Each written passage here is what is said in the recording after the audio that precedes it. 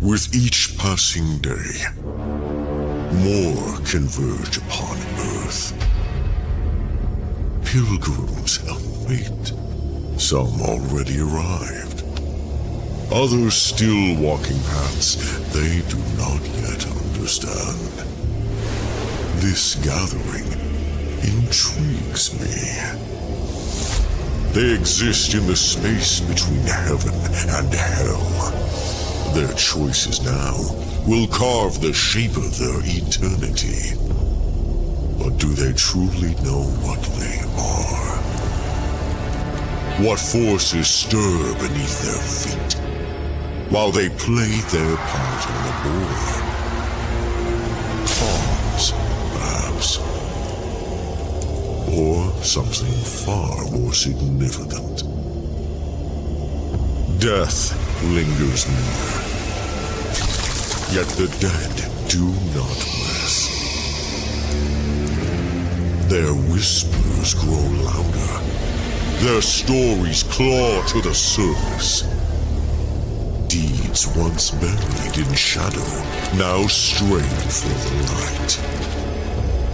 These saints, these sinners, they are unlike any I've seen. Complex, flawed, powerful. Some barely cling to their soul. Others shine so brightly, I dare not look away.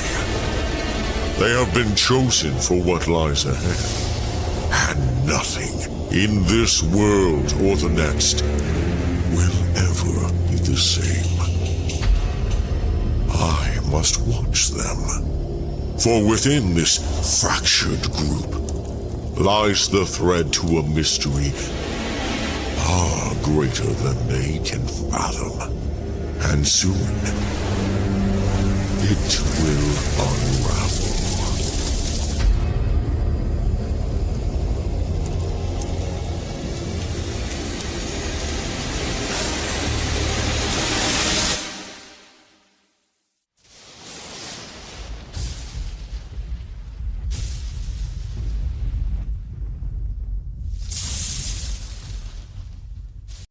The following program is rated TV MAL. It contains strong language and is intended only for mature audiences.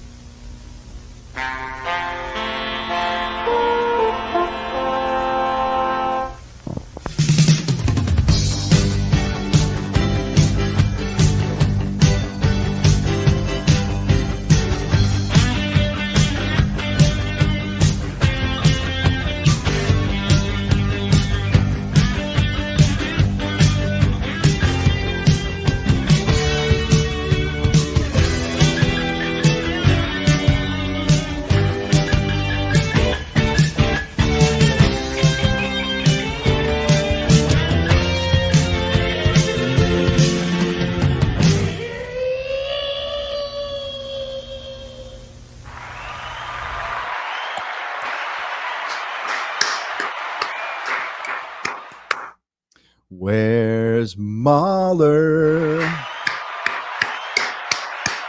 Molly. Wake up, sunshine. He's slipped into another dimension. One of those ones which just don't have that time thing like we do. And he's just like, Time is an illusion. Lunchtime, doubly so.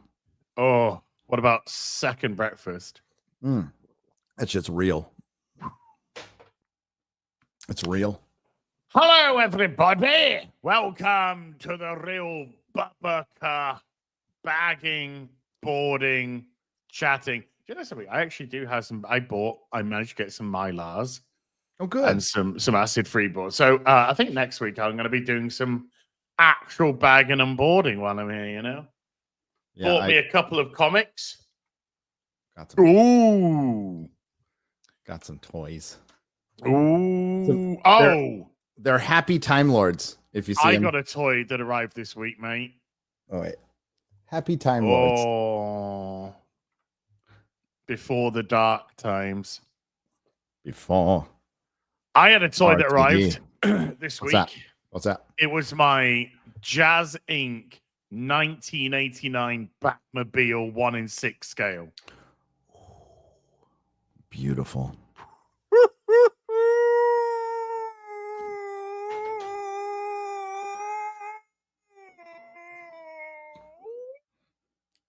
Az has just arrived live on a stream. It's still in the box because we're setting up an area where we can display stuff here.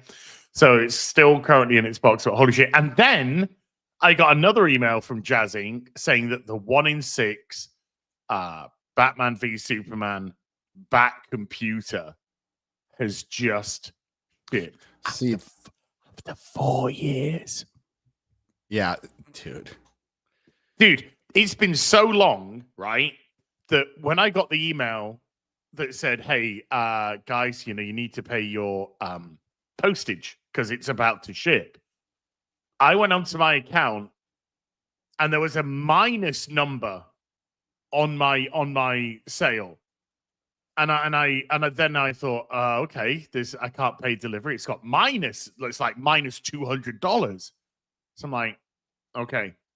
So I get another email that comes through saying, this is final reminder, you got to pay your delivery if you want this to ship on time, otherwise it's going to get delayed. So I contacted them and said, like, hi, yeah, I've got a thing to pay my delivery, an email to pay my delivery.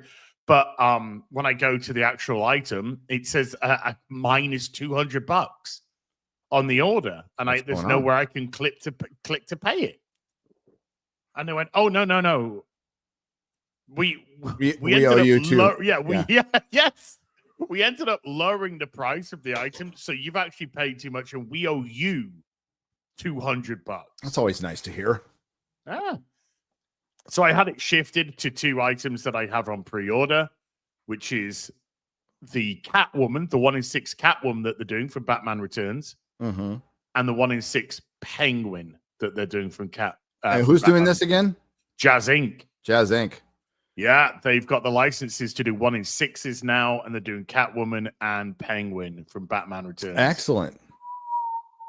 No shade on Jazz Inc. No shade on anybody. I don't pre-order anything anymore, ever. I get you. I'll pay the extra $50 and just get it on eBay if I really need it. So did you see that Doctor Who did a sneaky shit? What, a 3 a.m. dump? No. Oh. Right. Well, they took a dump all season. You know how you get your overnights and then you get your 7-day consolidated, and that's the final number? Yep. Well, for the last 2 episodes, they haven't dropped the consolidated. Of course not. For 2 weeks after the episode. Of course. And I want you to see something here, Gary. Sure. And I know exactly why they did this. Yes. Here is the 2024 Doctor Who ratings. And this is their finale. Okay? Yep. So that's this number, 3.27 million, is the final consolidated rating. Not this. This is irrelevant. This plus 7 day, plus 4 is irrelevant. So it did 3.27 million. If we switch to this season, it ended up doing 3.29 with an extra 7 days on top. Just so they could get the extra 20,000 to go, well, actually, I mean, the overnight was lower. Yeah. And we waited 2 extra weeks instead of 1 week for this. But actually, this is, I love the way the BBC just fudges their numbers now.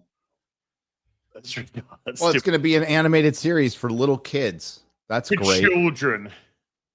Yes. How do you feel about that? Considering they really made a bit of a song and dance about targeting kids. It's a word that rhymes with room or broom. Oh, groom. That's it. Oh, yeah. We're both, yeah. They really want to get those kids. Yep, they really want to get those kiddos, and that's where they're going to target. So they're going to make an animated cartoon for the CBBC, which is the children's BBC channel, and I dread to think what they're going to stick in there. It's done. It is cooked as a series for years, and they can talk about specials and all they want. Mm-hmm. Remember when it's something special if it's special. Yeah, Top Gear was just paused for a while until they officially canceled it. So it'll be paused for 15, 20 years, but it's done. So Top Gear was paused for what, 3-4 years before they officially canceled it. Jace Michael Straczynski tweet where he's like, hey, somebody asked him if he'd write for Doctor Who, and he's like, hey, would you guys consider an American writer? I'm an Anglophile. Yes. I have an English visa. I'm totally not American now, whatever. And then he goes, considering what I've done with Babylon 5, I'm like, okay. And Sense8, I'm all, no. So Sense8 was woke fucking garbage. So do you guys remember Sense8 in the chat? It is from the Wachowskis. I never watched it, Michael, but I know the name. Yeah. Yeah. So Martha is like pegging a dude in it. Yeah. Why did you say that name? Martha. Martha Jones. From Martha. Okay. Yeah. So Aguiman. Who's hot as hell. Okay, like love her. Yeah, she's pegging. She's pegging. Mum's hot as hell. Ain't she? Ain't pegging me, mate. No, I'm separating the two. I'm not saying I'd let her peg me because, well, up front, I'm happily married man. Nobody's peg. No, she's in it. Like one of the main characters is a trans who's kind of like the superpower thing. It came out like 6 years ago. Was it on Netflix? Was it Netflix it was on, Sense8? Yeah, it's a Netflix series. It lasted one season and got canceled because nobody watched it because it was just a bunch of woke garbage. So Straczynski, I wouldn't mention that. I also wouldn't mention One More Day. I would just stick with Babylon 5. I would, which I'm rewatching right now and I love. Sense8 was not meh. It was horrible. Did Sense8 go for 3? It was more like 9 years ago. Did it go for 3 seasons, Mark? I thought it got canceled. I don't even remember. Let's see. I can have a little look. Sense8. Maybe it was 3 seasons. I don't know. I thought it was 1. Well, it didn't last, put it that way. Nobody fucking remembers it. Let's go. I'm not going to doubt Mark. Is it still on Netflix? 2 seasons. 2 seasons. 2 seasons. So it went 2 seasons. Because it was Sense and then it's still on Netflix. 2 seasons. So season 2 got sit in the 3 parts. So it came out. One episode came out December 2016. Then the bulk of it came out in May, and then last episode came out in June of 2018. I don't remember any of this, dude. I remember watching. Wow. Yeah. Oh my god, it was 10 years ago. You're right. 10 years ago. Wow. Fucking horrible show. I only watched the first season. It was god awful. Ooh, yeah, I remember. Yeah, I remember the name, but I never watched it. I never had any intention of seeing it at all. But yeah, it's all. If you go back and watch that, and watch Watchmen, 2 of the probably the wokest things ever fucking made. Intersectional, woke, everything that has destroyed Hollywood are really encapsulated in those 2 shows. Remember Doomsday Clock? DC. Oh God, yes. Black Rorschach. Black Mute Rorschach. Black Rorschach. Okay, now.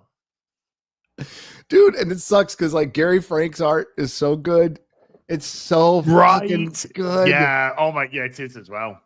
And you know what? Like they made it what they made it. And you know, I love that Alan Moore, who's like a communist wizard, still fucking hates it.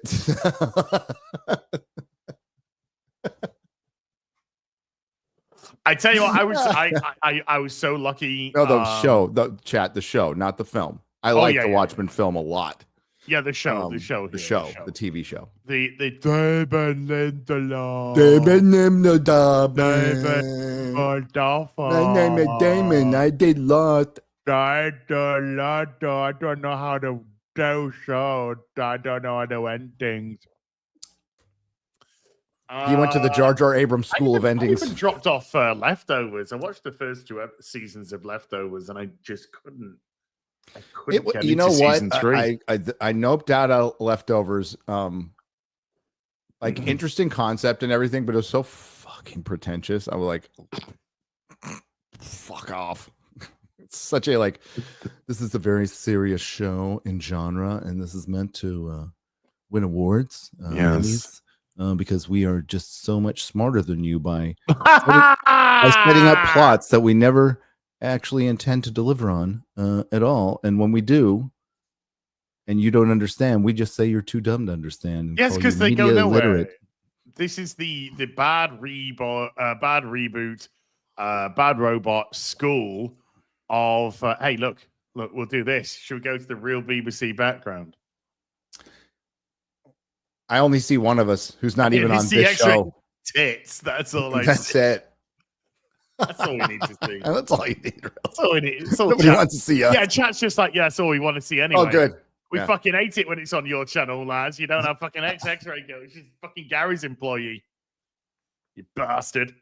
Fucking, yeah. Yes, because they don't know how to... It's like you say, we've talked about this many times, but it's just mystery box stuff. So they don't actually know where they're going with it. Yeah. Once people got hip to the mystery box, mystery box has been around for a long time, but what they basically did was distill it into something homogenous, right? To where it's just a way of cheating. It's a way of cheating. There is mystery box that is done where you actually fulfill the mystery at the end. But Jar Jar Abrams was just building scripts as they go with no ending. He didn't have an ending in mind, didn't know where they were going, and didn't really care because he would pass them on to somebody else. It's a way to avoid characterization. It's over-reliance on flashbacks and unreliable narrators, which can be fun, and it was really hip in the mid-2000s and stuff. But he made it something just boring and generic to the point where, Rise of Skywalker is probably the greatest worst example of mystery box ever.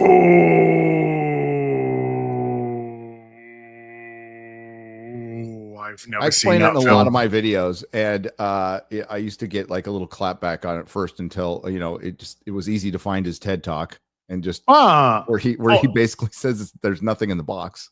But The Force Awakens was a bunch of mystery box because he literally just setting up. Yes, just setting up threads for somewhere to, for people to go places, and they never went anywhere because Rian Johnson came in and went, "I'm not going to take any of Jar Jar's threads. I'm just going to cut them all off." Well, look at Alias. The film goes nowhere. Alias was a fun show. For first couple seasons, really fun show, and then it just went off the rails. And Lost was the same. After Alias went off the rails, and I watched Lost, I'm like, this ain't going nowhere. I watched the first episode of Lost, and that is the only episode of Lost. Oh, really? I watched the first season. I watched the first episode, and I noped immediately. I was just like, this is just gonna be stupid.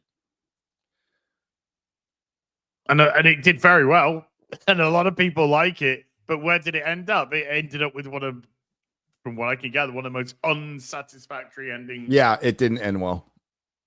Shocker. Fringe, out of all the I like the first 2 episodes of Alias a lot. They're really good. They're really fun. And I like Fringe. I did like Fringe, although again that goes off the rails at the end. But Fringe was fun. It was a cool show. Joshua Jackson. Yeah. Well, I'm rewatching Next Gen at the moment. It's that time.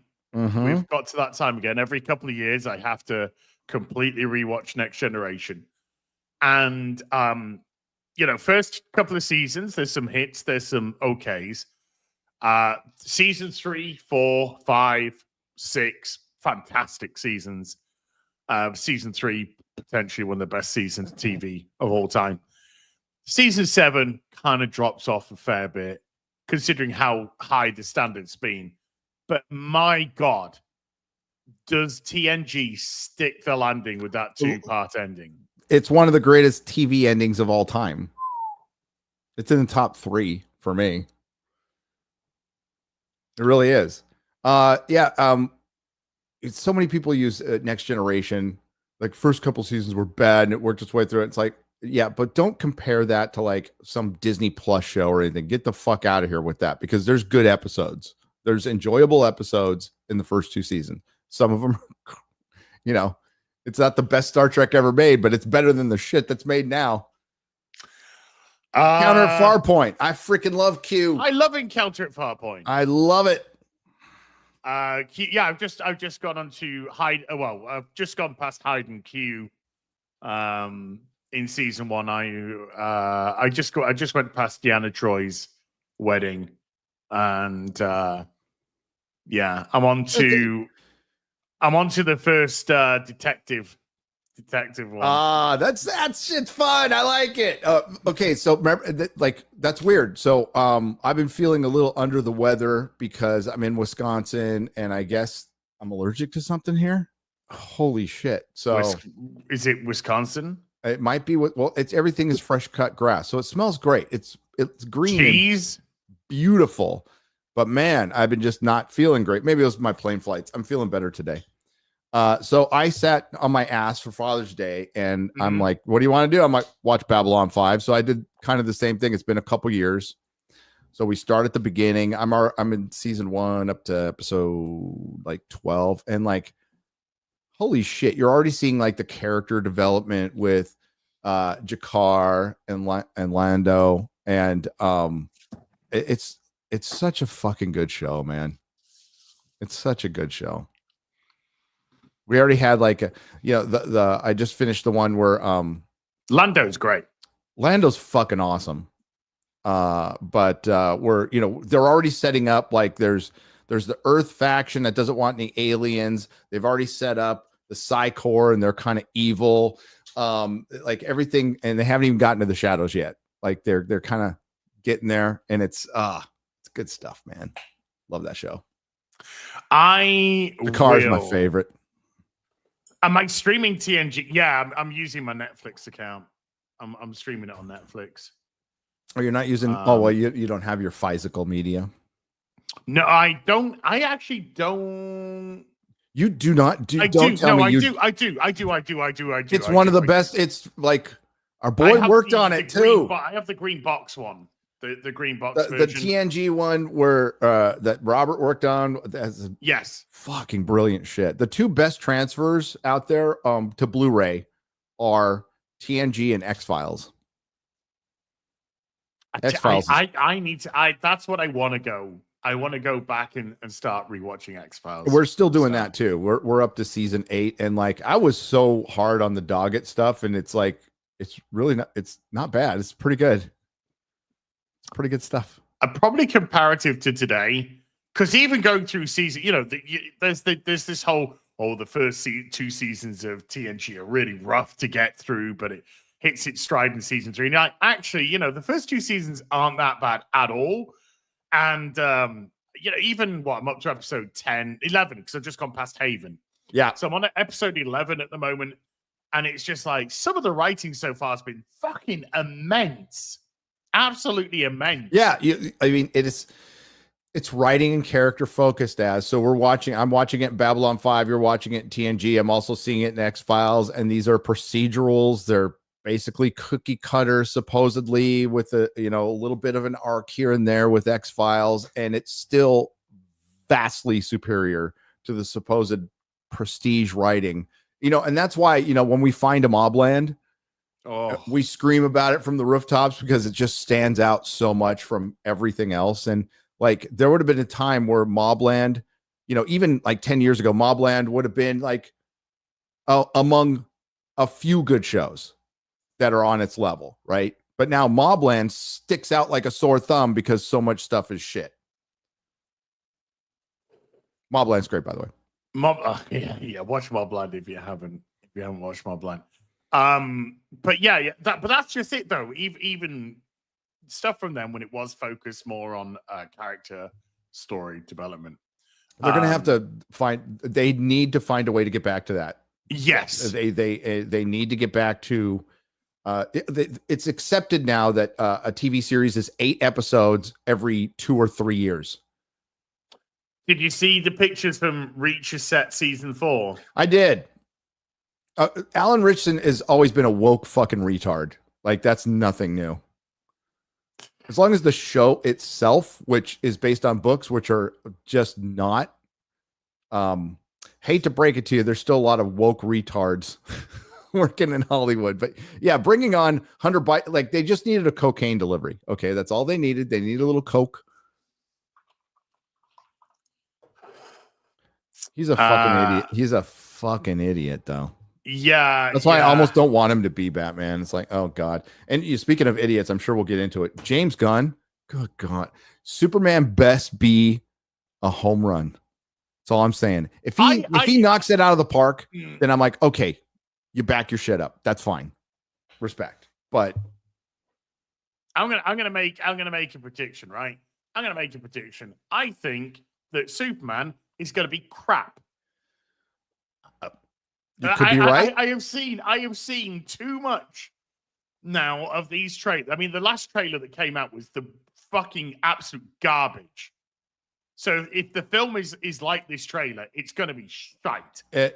He's opened his mouth way too much. He's inserted himself way too fucking much.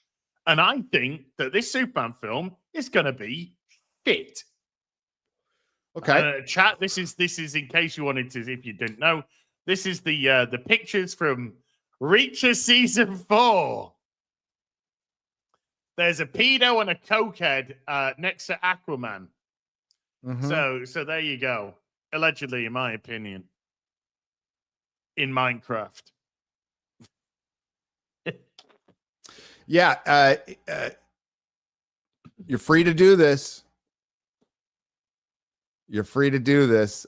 Just cause more division. Why don't you? Just make your show where you beat up bad guys in implausible scenarios. That's all we want. I don't care. Like, Alan Richardson wants to be. He's a try hard. He needs to be in the club, and I'm sure he believes everything he thinks he believes based on the information that he receives from his assistants in Hollywood, which I'm sure is well sourced. Sorry, dude, Robert. I'm so sorry that people have opinions that you may not agree with, but I think objectively, over the information that we've seen about Superman, it looks shit. And if you think Batman Nightfall is the only thing that I fucking like, then you clearly don't open your fucking ears. And it irritates me when people like you get so fucking close-minded because your little butt gets hurt that somebody might not fucking arse lick something that you do. If you are afraid of a fucking different opinion, maybe find yourself an echo chamber where you'll fit in. But that last trailer was fucking trash. Objective, trash. CGI, trash. Which wasn't finished. Lex Luthor looks like fucking shit. I don't know who the fucking thing he thinks he is in this film, but it ain't fucking Lex Luthor. Superman's coming across as a pussy. James Gunn's telling everybody, I want a defeatable Superman. I don't want this fucking Superman to be a Superman. Otherwise, he could do anything he wants. There's nothing aspirational about this movie. It's about James Gunn inserting himself and Jimmy Olsen, inserting Crypto because he loves his fucking dog, which is now dead, and just putting all the shit that he likes. The whole of the DCU from Gunn is based around only the shit he likes. I want Guy Gardner because he's my favorite Green Lantern. I want Damian Wayne because he's my favorite Robin. I want to put Booster Gold in for no fucking reason because he's my favorite this and that. That is not how you create a fucking universe that fans can get involved with. And if this is his front foot forward, mate, I think you better go off and buy or maybe even invest in fucking Kleenex tissues because you're going to be fucking crying a lot because I think this universe is dying quicker. Oh, well, I could put a really horrible analogy there, but I think this fucking whole DCU is going to die so fucking fast because I think this is going to come out the gates sluggish and done. And then I think your follow-up, which is Super fucking Girl, tanks. Absolutely tanks. Because if you can't make a Superman, you sure as hell ain't going to get a Supergirl. You've got no fucking Batman whatsoever. You've got fucking Wonder Woman coming and going like God knows fucking what. It's a series about Themyscira. It's Game of Thrones on Themyscira. Now it's cancelled. Now we're thinking about a Super Wonder Woman movie. Now what are we working on? Booster Gold. Well, that's now gone. What about The Authority? That's movie number 2. That's now gone because we're not doing The Authority. This guy hasn't got a fucking clue what he's doing. And he's come out in front of a fucking camera and gone, this is an 8-year plan, and this is what we're doing, and these are the movies we've got planned, and these are the TV shows that we've got to do with it. By the way, everything's fucking changed. Because I don't know what I'm fucking doing. Because setting a plan for a fucking 10 years, 8 years, 6 years, 5 years is fucking stupid. Because what we need to actually do is focus on making one fucking movie that works. But instead, we've got to already link the first movie into 58 different things, which may or may not come out. And so it's going to be messy and muggy and absolutely all over the fucking place. Want to meet Mr. Terrific? Who the fuck is that? Exactly. Want to meet this character? Fucking Maxwell Lord? Who the fuck is that? Is that the retard from the Wonder Woman film that bombed? That's him. Don't worry. It's my brother. Because nepotism. By the way, I've rehired my wife to bring a character back whose show is going for a second season that's got no relation to the first season. Nepotism. This whole thing is a fucking disaster. From start to finish. And I'm not going to fucking kiss some fucking spasticate retard's ass. Because he can't, this fucking privileged piece of shit comes in, gets a whole fucking universe to play with and goes, I just want to bring my fucking toys to the table because I'm so fucking insecure. I don't actually want to create something I think fans would like. Let's come out and say truth, justice, and the American way. But when it's just about time for launch, let's change that. This is not truth, justice, and the American way anymore because, oh my God, I hate America or something. I don't know. Like maybe I'm a fake commie, but I'm not because I'm a fucking multi-millionaire. Now it's truth, justice, and the human way. What the fuck does that mean? You've got people slinging He's not even human. Missiles over the fucking next door neighbors because they can't fucking get on. We've got a fucking whole fucking country that he lives in right now so fucking divided because everybody just wants to talk fucking politics. Fuck politics. Fuck Trump. Fuck Biden. Fuck all of them. It's the most divisive fucking thing which is ever coming to every aspect of entertainment. Divide, divide, divide, divide, divide. When some of us are sat here just wanting to be fucking entertained. We just want our escapism. We just want to fucking enjoy stories from our favorite heroes or Sherlock Holmes or Star Trek or Star Wars or whatever it may fucking be. But no, we've got to deal with a bunch of fucking Hollywood elitist retards all the fucking time. Just do what they want to do, squandering hundreds of millions of dollars, getting billions of dollars into debt in companies, and then going, well, do you know what? I think that maybe the fucking fans are racist or misogynist or something. I don't know. Probably. Can't be our fucking fault.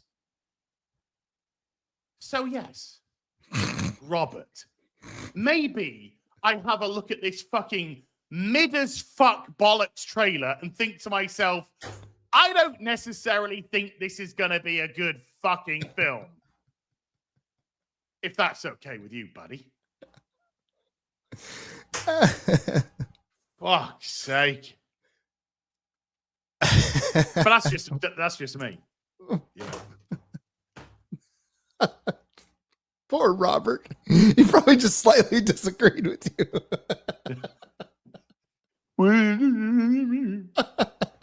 If it's not nightfall, if it's not nightfall.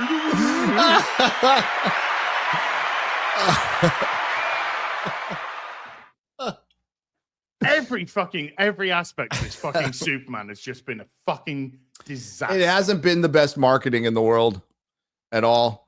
But I think, we'll see. It really, it does kind of give Flash vibes as far as the cinematography because it's the same cinematographer. And that fisheye lens fucking flying thing looks terrible. It looks terrible. The CGI looked terrible. But I still think it'll be better than Fantastic Four. I think both of them are going to be terrible. Maybe. I haven't got any hopes for them. I'm looking more for. I think I'm looking forward now more to fucking retarded dinosaurs. Oh, that's stupid too. I brought that up yesterday. The retarded dinosaurs are going to do better. Okay. But then ScarJo's hot. She's still hot, but it's still fucking girl boss. Let's think about this. We need a crack security team to go to the most dangerous place in the world with giant monsters. And who do you want leading your security team? 5'5" Scarlett Johansson. Nice tits, but I don't think I want to be in a foxhole with her unless we're gonna die. What would we one act we're gonna do before we die? Give me a. How many people are sending? About 5. What? You need in the dinosaurs. You need an army anyway. But I think I'm looking forward more to that than I am any of this other stuff. Because I think Superman's gonna be. I'm not looking forward to the dinosaur movie at all. At all. I think it'll do better. There is a film I'm actually looking forward to this week, though. Yeah, 28 weeks later. 28 years later. Years later, not weeks. Sorry, yeah. 28 years later. But no, back to Superman. We're still debating choices. We don't have female Silver Surfer and Mary Sue Storm going to be the girl boss. So that's out. But we're still debating comic book stuff, which is pretty normal. And James Gunn putting himself front and center. And he could have said no to the marketing department. You could probably go, I kind of want my work to speak for itself. But no, that is not. James Gunn is bitter that he got fired by Marvel. He went out and talked threw some shade at Marvel. He basically said Marvel's dead in his fucking article. Did you see that? He should fucking. He said Marvel is dead. He said I'm paraphrasing. What he said is they put out too much stuff and that killed it. So that's saying Marvel is dead. That's one of the creative minds who used to work there, and he went there and he's bitter and pissed off about that. He's bitter and pissed off about the fans who went out and got him canceled for not even really canceled. He was fired, and they're like, "We'll bring you back." Yes, Marie. Yes, I have. No, I agree. But I mean, look, it doesn't take the brain of fucking Britain to work out that Marvel have oversaturated the marketplace and just killed. Well, it's safe to say now too. Yeah, so very safe to say. Yeah, after flop after flop after flop after flop after flop after flop after flop after flop after flop. Do you think it's okay now? Even with the mainstream media turning on it, after they've done the articles going, this is a return to form, the best thing they've done in ages. Box office comes in failure. Well, I mean, we could see the writing on the wall here, couldn't we? But this article that James Gunn came out with is so fucking bad. It is just shut the fuck up, dude. He's oh God, it was fucking bad. And then the pretentious black and white pictures of him laying on the couch, and it's like, get the fuck out of here. You're making a fucking Superman movie, dude. Lay on the couch, do your black and white photos, put your fucking 7-inch dildo on the fucking side table next to you. And then him saying, people debating Homelander is such a stupid fucking idea. It's like, those are fans, you fucking retard. Go fuck yourself. Yeah, I know. That's what fans do all the fucking time, you fucking shithead. Superman's beatable. We know that, okay? It's a debate, retard. Okay? Fuck. He's like, I want my Superman to be vulnerable like me. Yeah, because it's all about him. It's all the whole thing's been about him. I mean, it's funny to say Superman's James Gunn, but you hit the nail on the head when you said that. Because it's all about James Gunn. And this has always been about James Gunn. This whole DCU that he's creating has been about James Gunn, because it's just about what are the heroes I like. And we'll do that. Even if it doesn't make any sense. To go, we said, we had many chats about this, but we said, in what world do you go from Superman to the fucking authority. No world at all. But the fact that that was in his mind at all tells you where his mindset. But all you have to do is look at his fucking writing team. What's his second movie? It's based on a Tom King story, not a Peter David or a Tom King story. You want to talk about like mommy issues? Like, you want to talk about a dude who wants to get pegged by his mom? It's fucking Tom King, former CIA recruiter. And a piece of shit, famous piece of shit. And they also have what's her fuck who wrote Birds of Prey. Christina Hodgson. Yeah, so like she wrote The Flash as well, dude. She wrote The Flash, and they have The Flash as cinematographer. The Flash is the best superhero movie James Gunn has seen. So he's a dumb or a liar. Don't forget that. James Gunn said The Flash is the best superhero movie he's ever seen. And what did we say? Like leading up to this is supposed to be like Barbie-like marketing, right? And we were saying, okay, if James Gunn tends to read the comments a little bit too much, and it's in his head. It's always been in his head. I don't think it could change. This is the co-head of your studio. This isn't just a director. This is a Kevin Feige out there running his fucking mouth. Right. And I just don't think, like I said, it better be a fucking home run. Yeah. In one of his things, he goes, listen, Iron Man wasn't the be all end all when it came out. Superman doesn't need to be a home run. I'd be okay with the double. First of all, Iron Man was a fucking home run. It was a fucking, what are you fucking talking about? It was a walk-off home run. It started the MCU, shithead. If Iron Man was mediocre, do you think we'd have a fucking MCU right now, you fucking dipshit? Iron Man was a massive home run. You better pray your movie is 1/10 as good as fucking Iron Man. Get the fuck out of here. And then he's like, I'd be okay with the double. And Disparu made the great point. It's like, this is the guy heading your studio? Yeah. Yeah. It's okay to have a double. What the fuck is a double is great once you've had multiple successes and knocked a few out of the park. A double is fine. Marvel would kill for a double right now. Double is fine if you're using a lower than A-list character because you've introduced your big hitters, and now you want to establish some other ones. So you bring in a B player or a C player, and that film does a double. Then it's like, that's good. That's good. It's showing that we got strength there. You want to double with fucking Superman? Oh, what's he gonna say next? Well, if we get a C+ with Batman, that'll be acceptable. Oh, but we can't have Batman because Batman's in fucking limbo. The biggest Batman's in limbo, and he finds in the DC is in fucking limbo. And to paraphrase what he said, he's like, this is the hardest character to crack right now. It's like, no, it isn't. Just do a comic book version because no one's done it yet. Give it to Mark Millar. He'll fucking sort it for you. Yep. In a heartbeat. Give it to Dan Jurgens. He'll fucking sort it for you in a fucking heartbeat. Holy fucking shit. I'm sure Mark would be happy to talk to James Gunn about Batman and Superman. Very. More than happy. And probably give some good advice. But yeah, that's a whole article. Was it Rolling Stone? There's a whole article. Rolling Stone. Yeah. Citadel of journalism. Got sued for falsely accusing somebody of rape. Great stuff. Great stuff. Fun times. Yeah. Well, hey, we'll find out in a couple 3 weeks. I got my tickets to the fan screening. Are they doing fan screenings in the UK? I don't know. I don't care. The fan screenings, last time I checked, was 3 days ago. In a lot of locations, were not sold out yet. I'll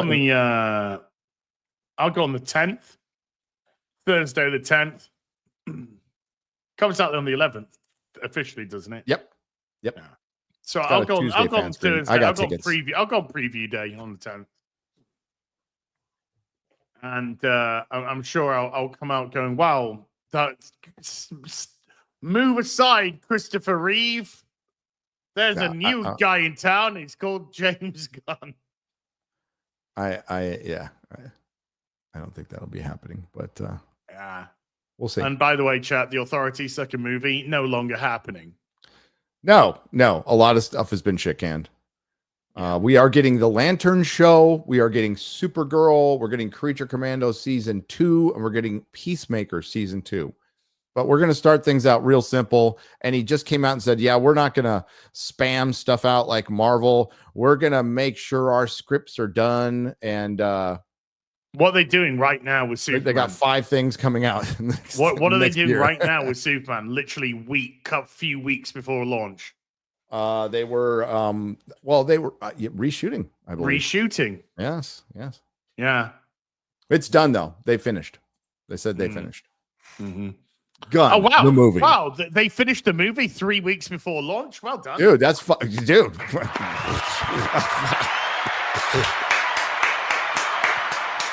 It's still better than Marvel. I swear to God, sometimes I think I'm taking fucking crazy pills. No. Remember that phrase? It's in the can. Yeah. Well, there's no can anymore. It's important as it's just going to decide the future of an entire studio. He even talked. You should find that article. He talks about that. He's all the future of Warner Brothers isn't reliant on DC. No, it's relying on Superman and Harry Potter. Well, he is right though, because when you're 50 billion in debt, well, there's nothing that can fucking save you. They solved the problem. They fixed the glitch. They split off into 2 companies and moved the debt over to the other company. Problem solved, investors. Come and buy our stock. Oh, God in heaven. This is it's just so fucking ridiculous. Absolutely ridiculous. Yeah, I can't wait to most likely see a very mid Superman film. Yeah, and then have to go through. My expectations are still I'll walk out of there going, that's all right. It's okay. It's all right. What do you think? My chat has swayed me on an argument. Okay. With Fantastic Four. Because I was like, the deal breaker was female Silver Surfer. Yeah. I was just like, fuck this. I'm not going to like it just because of that. And they're like, no, you're not going to like it because of Pedro. And I'm like, you're probably right. I'll probably not hate the female Silver Surfer as much as I'm going to hate Pedro as Reed. So that ending does sound like the ending is right. going to be horrendous. It's just going to be a girl power fucking spurg. I think I'm going to, with the Fantastic Four, I can already tell I'm going to fucking despise Johnny Storm. I'm probably going to be indifferent to the thing. Probably not going to care one way or another, but I don't think I'm going to be invested in it. But I think, Pedro's going to be a non-entity because he's very good at being a non-entity. And I think Sue Storm's likely just going to be insufferable. Which sucks because I like Vanessa Kirby. But Vanessa Kirby's a great actress. I think she's a really good casting. I think the one that has the potential to flop is Fantastic Four. Potential.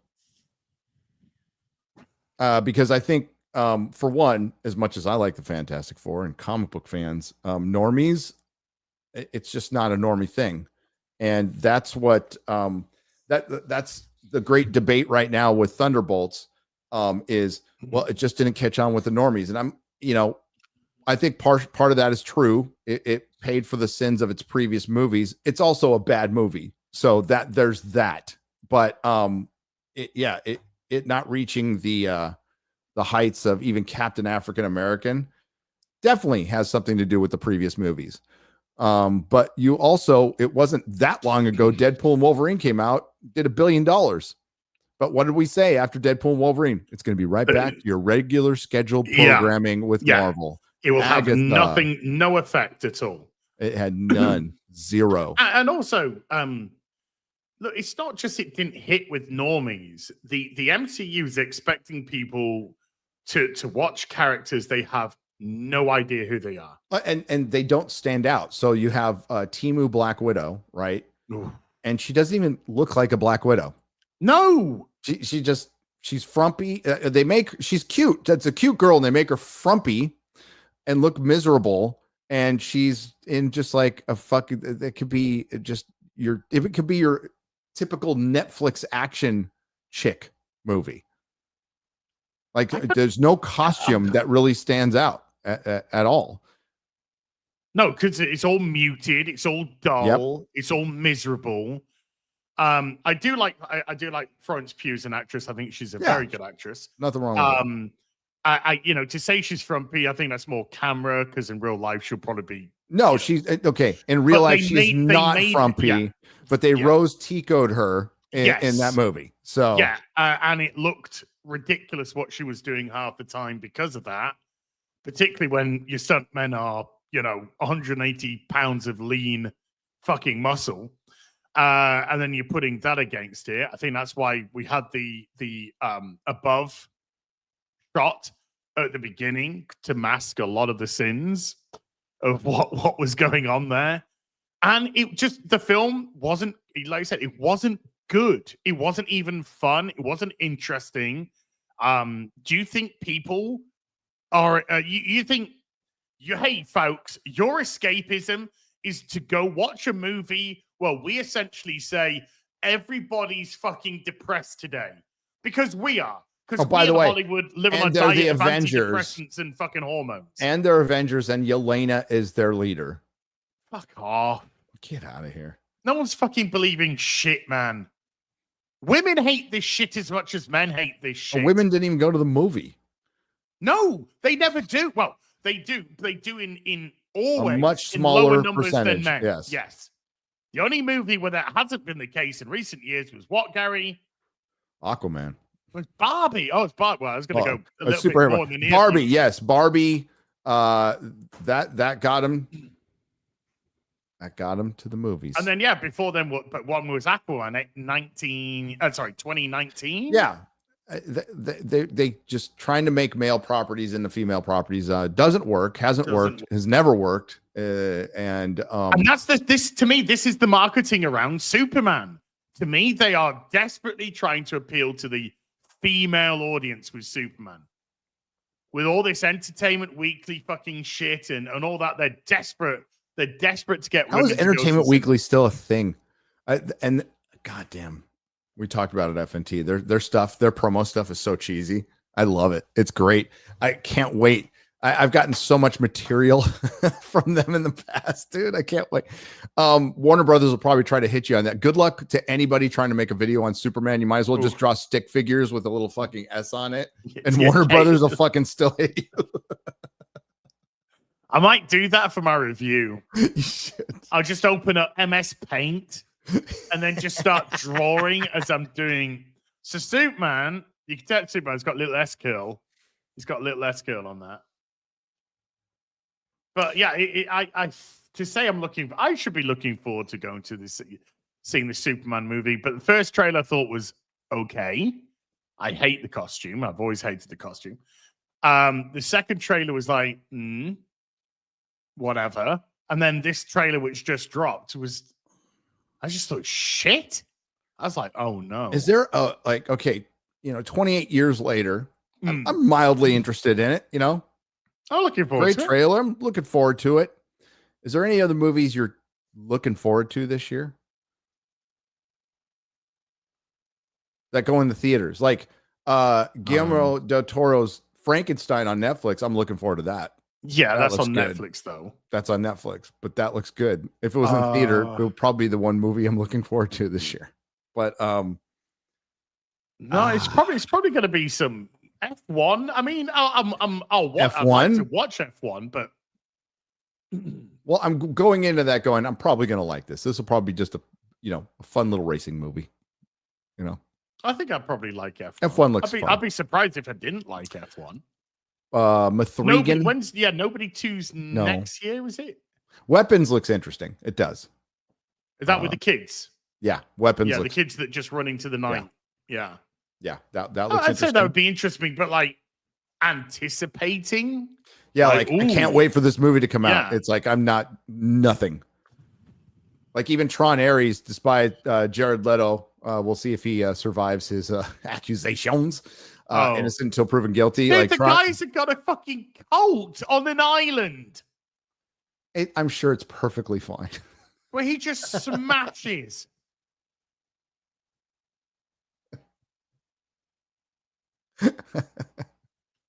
I don't know how has he got so much money? How? What's Panic Room? It must have been a huge Dallas Buyers Club. Who knows? I don't know. I don't Predator, know Badlands. Predator. How the fuck is Sacha Baron Cohen worth $75 million? I don't know. I mean, Ali G was funny and everything, but jeez, man. No, that's what he had to give his fucking ex-wife. So what? 150? Million? Yeah. Hey, not bad, Alice Fisher. What was she in? Home and Away, chat?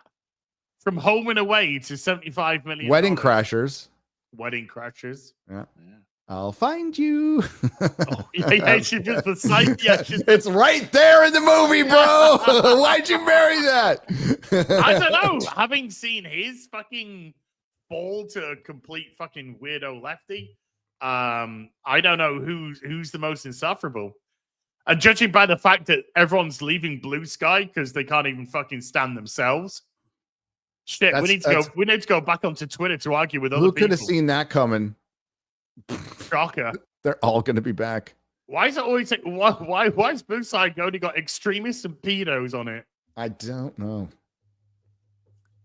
I'm not a pedo. I just love it this way. Okay. In Minecraft, of course, Yeah. Yeah, okay. Anybody here from Mahler? No, he's not, he hasn't appeared in the back or anything. Here, I wanna all my Twitter is now is me responding with a wall of text of me laughing. But this is from the Marvel updates, dude. Via you'll never believe this, Entertainment Weekly.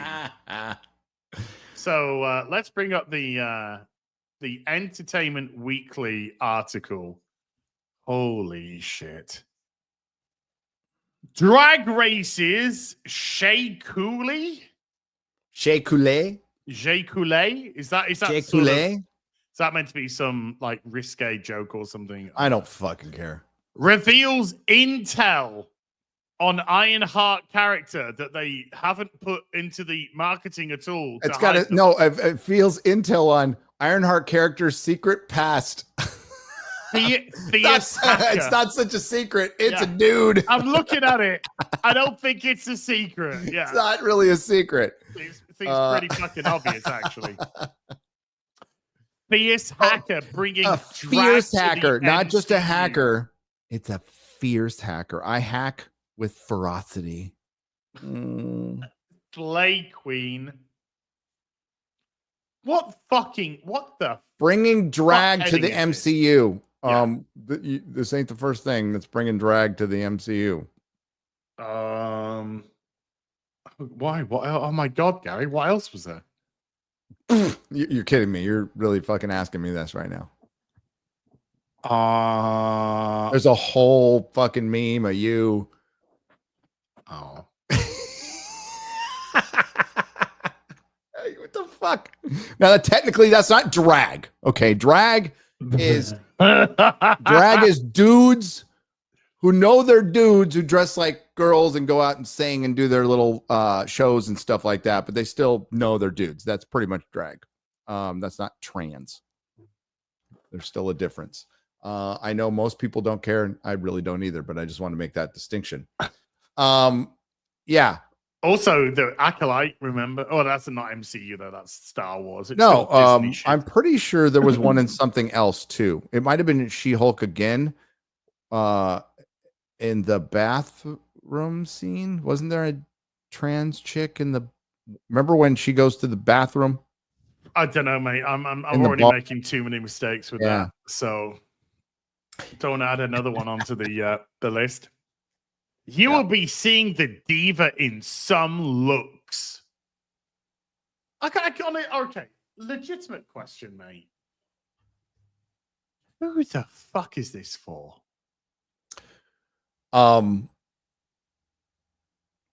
people in Hollywood, female executives with multiple non-binary and trans kids who treat their children as accessories and not as children, who then grow up to go in the rehab, hating their parents. Yeah, they don't have a college fund; they have a rehab fund. Yeah. When my kid, I'm putting money away for its rehab. So I'm so excited for him to become an addict. It's going to be amazing. Charlize Theron, yes, 100% chat. Yeah. 100 who adopts kids. She can't understand why she can't find a man. Well, there's a saying, Charlize, and it's never stick your dick in crazy. So, you're all shit out of luck there. Tells Entertainment Weekly of Slug,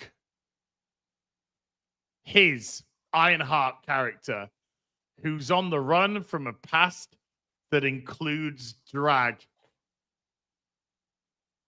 What the fuck did I just read? I don't know. But all I can think is Marvel is saved, everybody. This is it. This is going to be the big turnaround.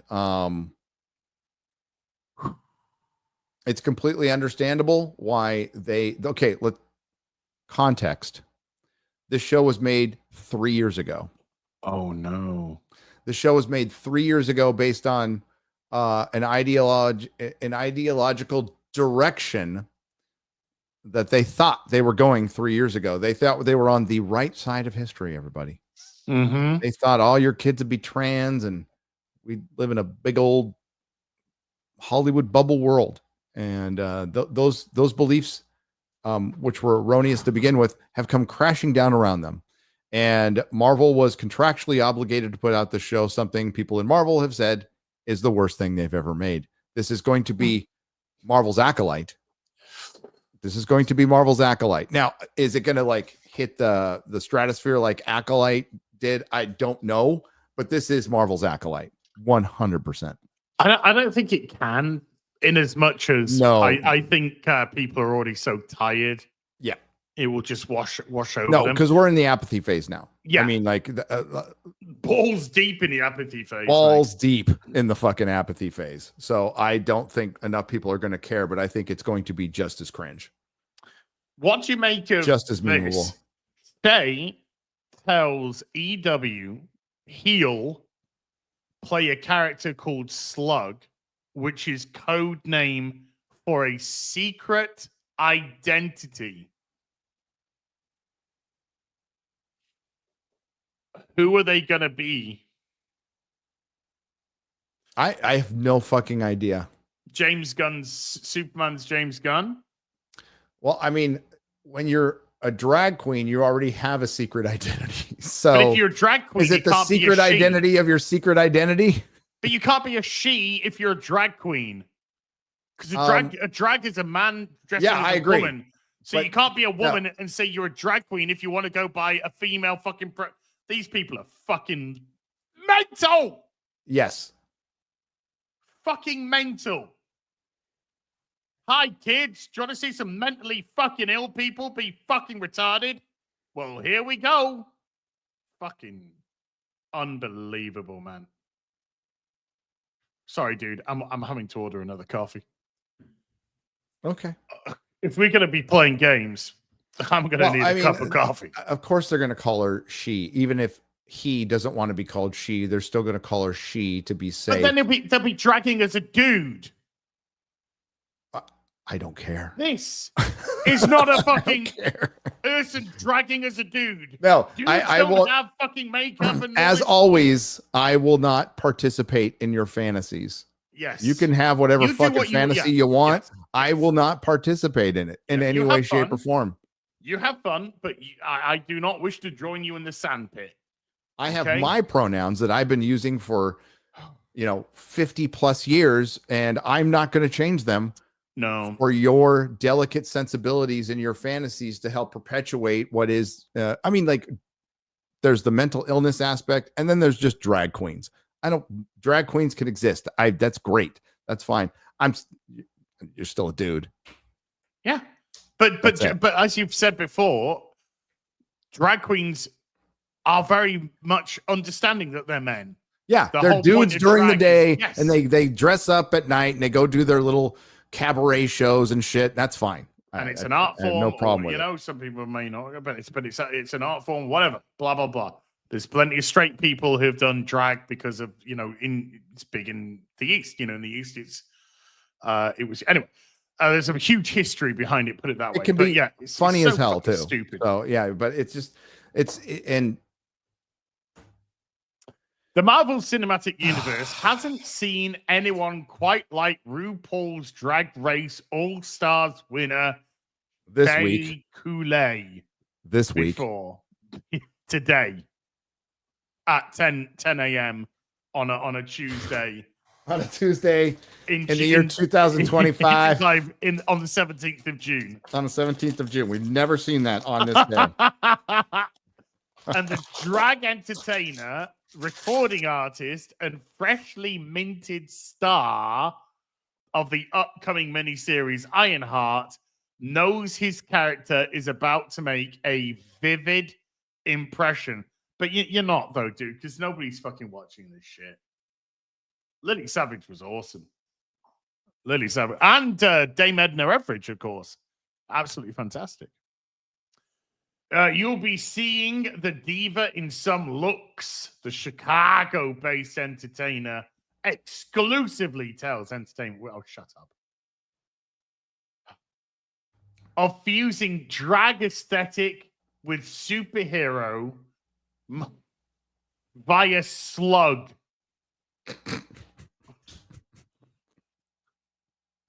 A slimy, stinking bellies. What the fuck they trying to say here, dude? Appropriate name. Is that Dennis Rodman?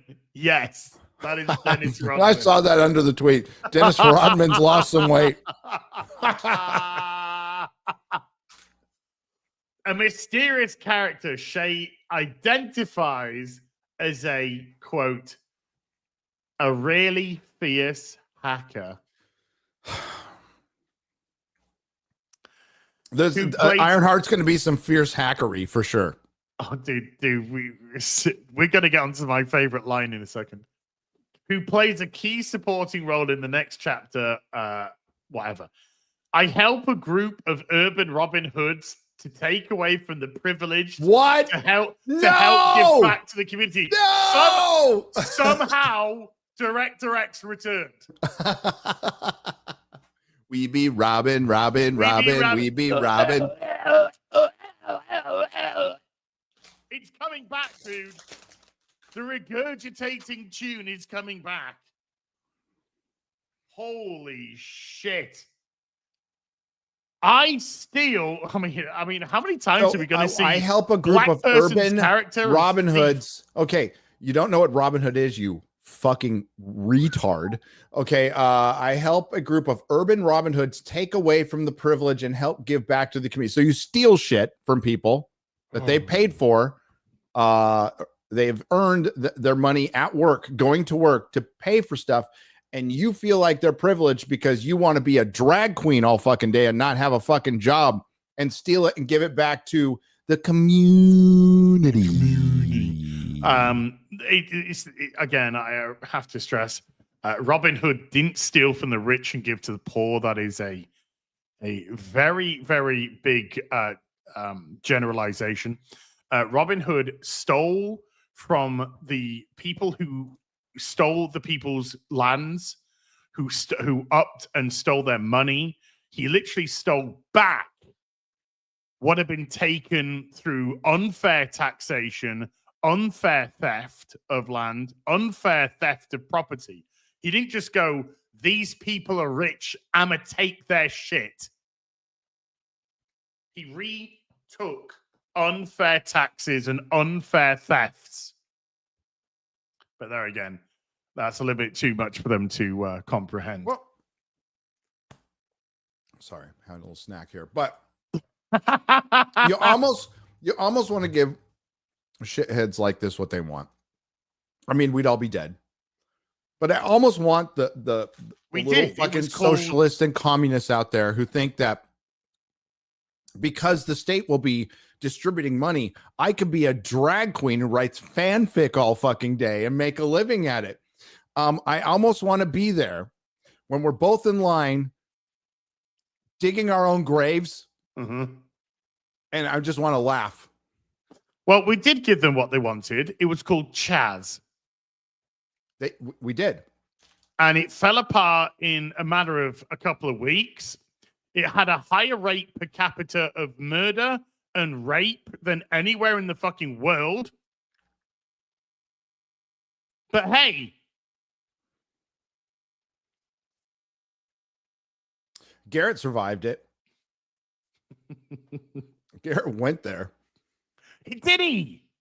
Yes, for Crowder. He went there. Wow. He did interviews at the, I call it the Chode. He was at the Chode, and then he came down and visited me afterwards at my house because he drove down. Oh, that's when he went, please give me a fucking job and get me out of here. It might have had something to do with it. I don't know. Yeah, there he is. There's my boy. He survived it. Love you, dude. Love to the family. Love to the wife. I don't know. I don't know if that had anything. He and the guys came down and visited the house, and it was really cool. Well, having met QBG IRL myself, he is an absolute sweetheart. Yes, he is. King of the couch, too. King of the casting couch. Oh, it is true. Oh, I'm there to help out on all the missions that go down. I think the only thing you go down on is she the man in the van? Him is he is he is Shim the man in the van? Gary, I'm from the UK, and we have passed a law that only biological. The joke only works if she's the man in the van. Okay, God damn it! Now I gotta explain it to you. Okay, go on. Jesus Christ, fucking autism. Is it something to do with candy? The man in the van. Never mind. What the fuck is he going on about? Trying to shift this power dynamic in this version of Chicago we see in the show. What, is it going to be even worse than it is now? I mean, they don't call it Chirac for nothing. They do. I mean, that's a name for it. So it's called Chirac. It could be Chiran soon. Hey, you know what the chat's? I know. No, as you know what the chat is waiting for our opinions on the Israeli-Iran conflict. I know you're all waiting for that, but like personally, as an we are waiting to hear from more celebrities. I can't have an opinion on the potential World War III until I hear from more celebrities. So sorry, chat. Yeah. I need to know what that PBS presenter thinks about it before I can give a But I gotta say, dude, I need to know what Miley Cyrus thinks about it before I can form an opinion. Yeah. Until Rachel Zegler speaks, I'm silent. Yep, I am. I can't say a word. I need to hear from the experts. Mate, I know that we're all pissed off with the stupidity of Pride Month every year. Thank God. Starting World War This is one way to get rid of it. To take our minds off it was a little bit excessive. Just a wee bit excessive. Is it though? But I understand. Let's wait. But I get it. Let's wait. Let's see how things play out before we pass judgment on that. Okay. Let's see who wins before we pass judgment. I, for one, welcome our insert ideology here, overlords. Oh boy. While the show's narrative and portrait of Chicago might seem clear at first, there's plenty brewing under the surface when it comes to how Ironheart's fits into the overall MCU. The series that would be not at all. Yeah, we can answer that for you right now. Yep. She doesn't. It picks up with Wee Williams returning to her hometown of Chicago. Wee Williams. Wee Williams. Wee Williams.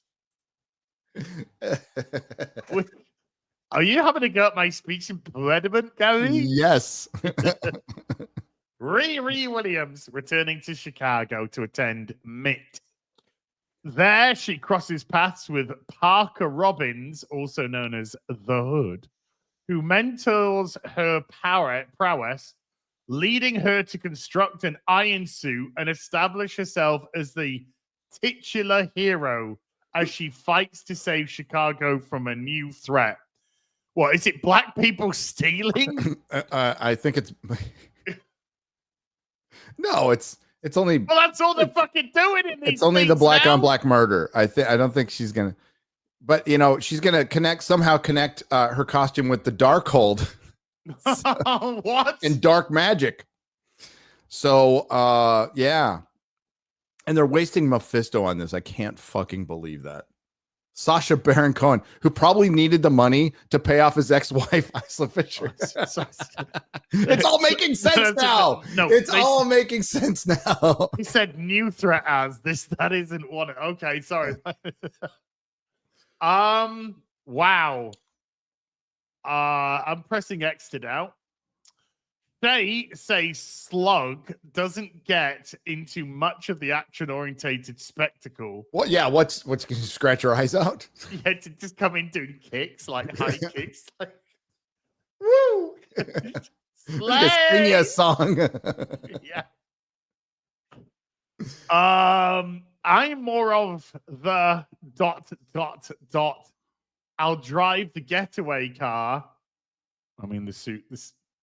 She flies. Well, at least it's a man driving. Maybe he takes the worst traits of a woman. I don't know. And puts it into driving. Drives straight off the bridge into the water. Oh no, that's the last thing that we want to happen. Yeah.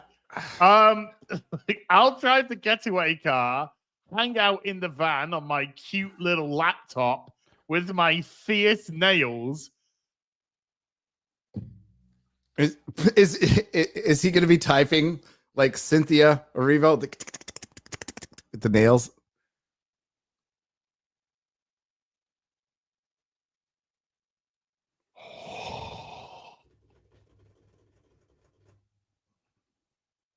What the fuck are we reading? It's called Entertainment Weekly.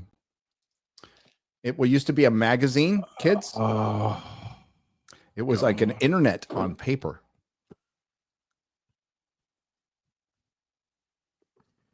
I can't say it, chat. You know I can't say it. Why not?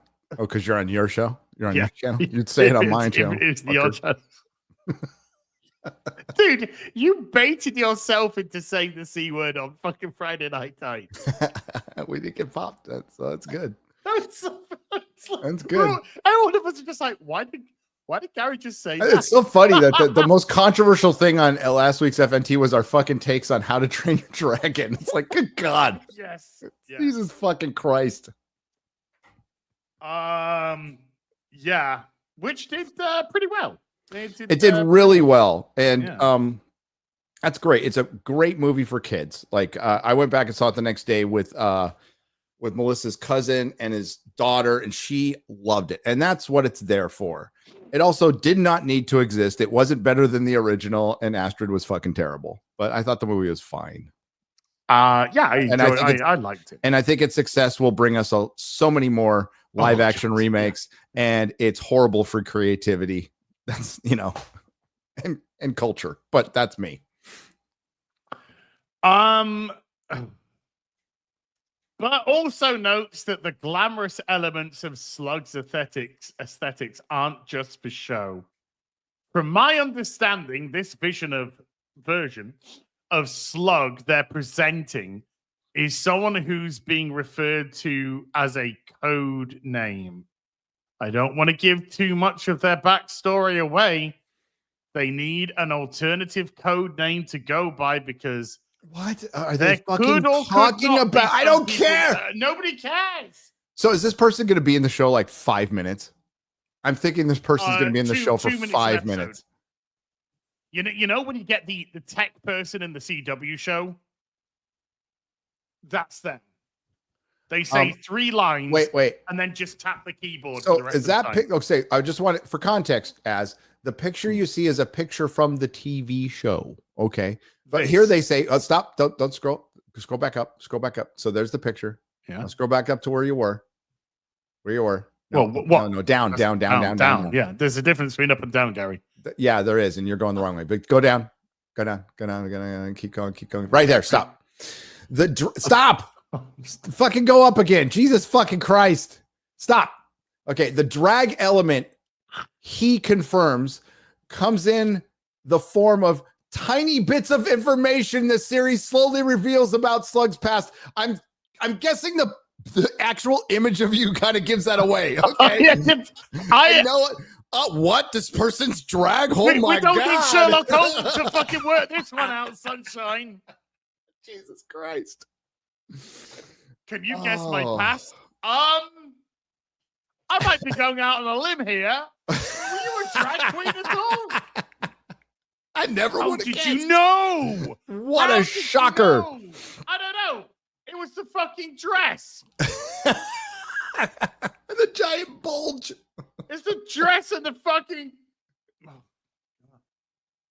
I'm just going to have to chasse away, or whatever they say. Chassis. You know what's funny? Is probably because I signed up for a press at Comic-Con. The one thing I always get, they send me early access to if I want to stream it online. Like, I don't get shit, right? It's RuPaul's Drag Race. I think they're fucking trolling me.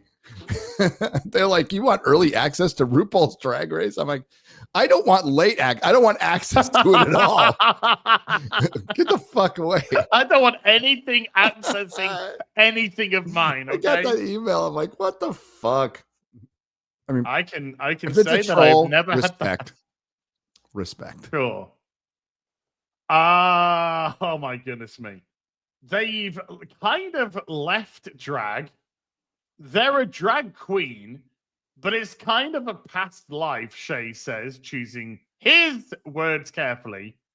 You see they're in drag, but it's kind of in the context of flashbacks before where they are now. Kind of in Okay. Am I going crazy here? Listen, to be fair, in Hollywood standards, this is pretty much what straight dudes look like. This is what the normal looks like. Yeah, this is what Pedro wears on his days off. I know. Oh God, what the I mean, honestly, looks more masculine than Shooty Gatwa. Not very difficult. Not very difficult. Because they're trying to be on the low.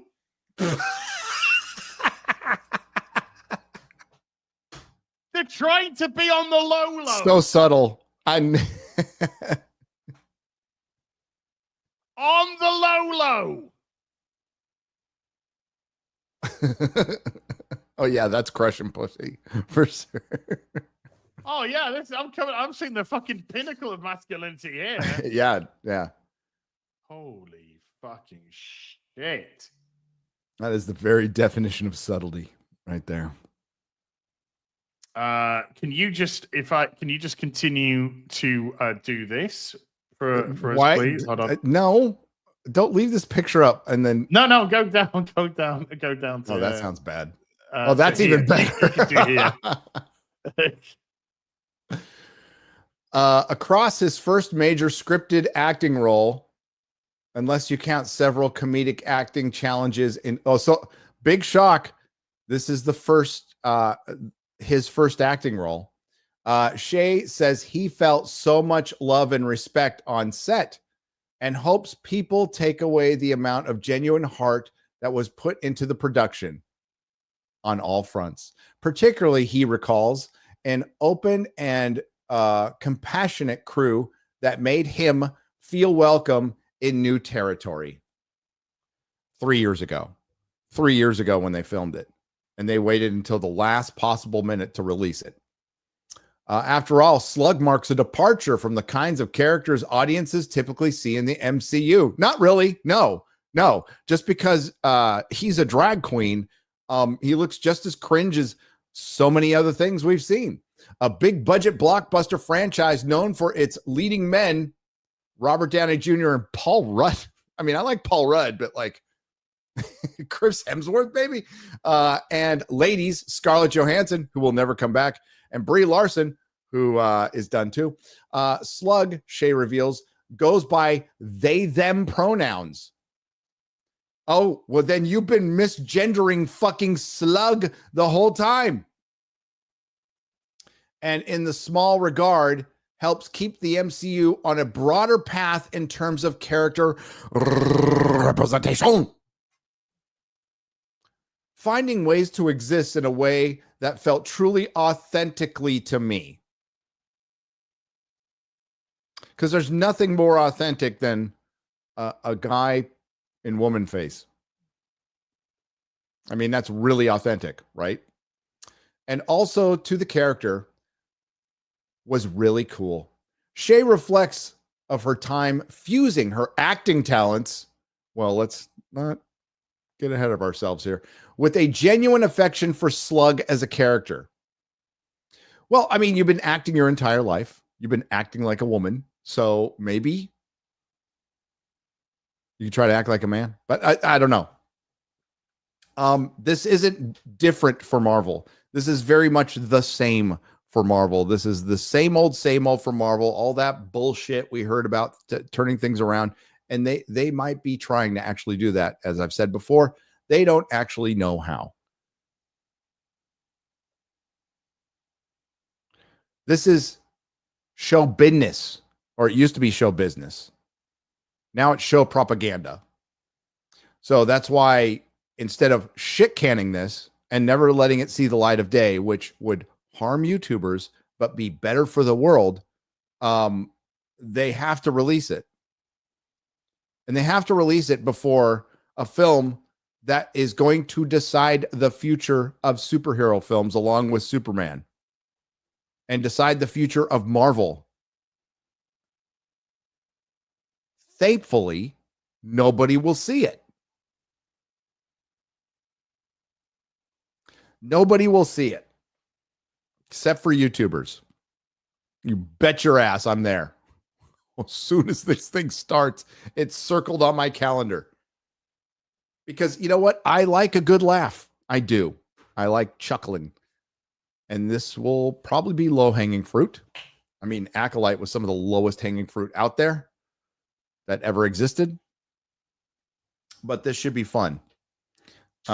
Because I heard, I've read the quote, but the dude at Marvel said, this makes Echo look like LA Confidential.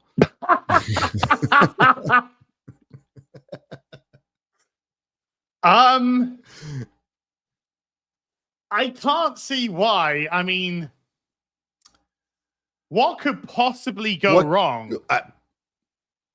You know, what could possibly go wrong? I'm here in the truck with my fierce nails, tapping away on my laptop, they, them. What could possibly go wrong, Gary? Well, apart from everything. So so we get Ironheart and we get FF, and then there's a big old break from Marvel, from Disney Marvel. I think, Spider-Man. I don't know when Spider-Man 4 is due to come. I think it's July of next year. Have they even started filming? I don't think so. I don't think so either. So I don't think they get it out by July of next year. I don't think they turn that thing around in a year. It's a fucking Spider-Man movie. I mean, yes, it is Sony, but and they're using the Shang-Chi director. Oh my God. The world is burning. Let's masturbate. Let's masturbate. PC in a house. Parliament. Masturbate. This is Slug Shay reveals go by they them. I said that they them pronouns. He, him, they, them. Fuck off. Stupid fucking nonsense. Shay, or whatever your fucking name is, Derek. Barry. Derek. You're a dude. You're a dude that dresses up in drag. You're not fucking special. Get over it. Oh, it's the first acting gig too. What? But apart from apart from RuPaul's Drag Race All Stars 5 and All Stars 7, yeah. Well, I mean, they've been acting like they're not a man. That's what I said. I said you've been acting like a woman. So, I mean, maybe you got some chops. We'll see. I mean, sorry, folks, for just repeating the same gags, but let's just be honest. They write themselves. They really do. They just write them fucking selves. And then he also suggests he's open to return.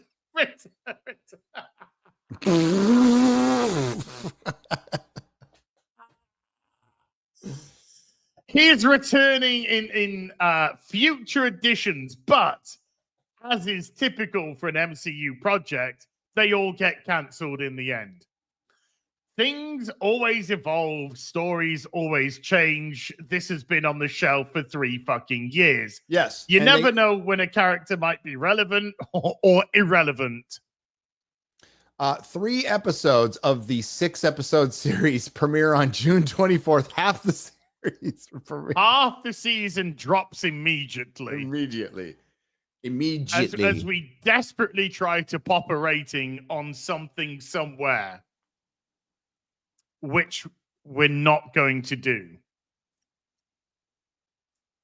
Holy shit. June 24th. It's just a week away. A week today, Gary. We're not going to be able to talk about it next week because it's just going to have dropped. So we're not going to be able to have seen the first 3 episodes, are we? Yeah. As a matter of fact, I don't know if I can be on the show next week because of my travel schedule. I'll have to let you know. Well, let me know because it's meant to be on yours. It's meant to be on mine. I'll let you know. If you can, I do have a thing I could possibly do. Because Mark Millar wants to have a chit chat. All right. I'll let you know tomorrow. Okay. Because I'm going to Cosmic Summit for the weekend. There we go. I am returning to the cringe game with Ironheart. You are welcome. It's time to dust off the and get into it. Still no Mauler, by the way. Just saying. No, I messaged him again. Right. Ironheart coming probably over itself. Let's just be honest. Next week.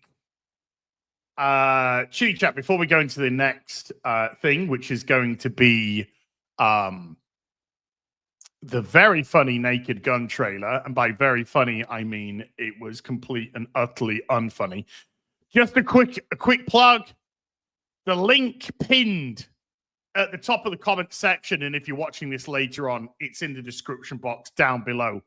We are just 14 books away from 8,500 Saints and Sinners books sold, with still 31 days to go. It's absolutely doing so fucking well. If we can we hit 8,500 this stream? Can we do that in an hour? We've got an hour and a half left. Can we do that? So massive thank you to absolutely everybody who has been buying this. The hardback is up. The what's we're calling it? What's it officially been called? The concept artwork book is going to be going up very soon indeed. This is the anthology book from the Rippaverse. 6 different stories. Myself and Mauler making our writing debuts. Critical Drinker, Drunk 3PO, Eric July, and the Soska sisters all doing stories in this anthology. Available on the Rippaverse site right now. Pinned comment pinned comment in the chat, and also it's the top link in the description box down below. So can we hit 8,500 books this stream? I will keep you updated at the end of the stream, but it's doing so well, and thank you so much indeed to everyone who has supported it. And I had to do that because we needed a segue, because this trailer is shit. Yeah. Like, I mean, I didn't like the first trailer, but holy. It's not begging for money, dude, because you get a product. It's please buy our product. If I was begging for money, I'd just say, HRBS survey, you massive cunt. Can you just give us 50 quid? That's called begging. But when you're selling product for money, that's not begging. That's called commerce. If you go online and look at the word commerce, you may learn something. It's really good. It's really good. Right. Oh, here we fucking go. This is Paramount, so we're going to get hit left, right, and center. Yeah, we are. But are you ready for the first funny, Gary? Ready. Are you ready? Here we go. Here's the first funny. Thanks. He passed a cup of coffee to a driving car. See, that's the most Naked Gun thing in this entire trailer. And it wasn't funny. It's here we go. Okay. Once you kill a man for revenge, there's no going back. A voice in your head saying over and over. I love the way that this screams Naked Gun. I know.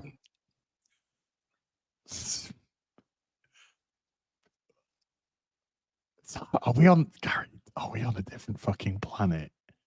Did we get like teleported to a different fucking dimension or something? CERN. Okay. I blame CERN. Okay. Oh, we got sucked through a micro black hole into. We did, didn't we? The retardiverse.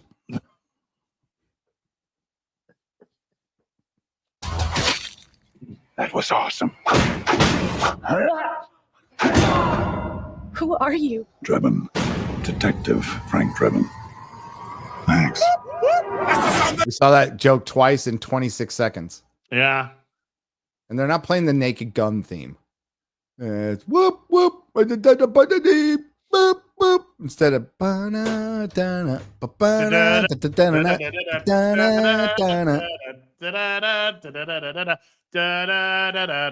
That's because, in all fairness, this has got about as much to do with the Naked Gun as Shea Coulee has to do with being a superhero. Yep.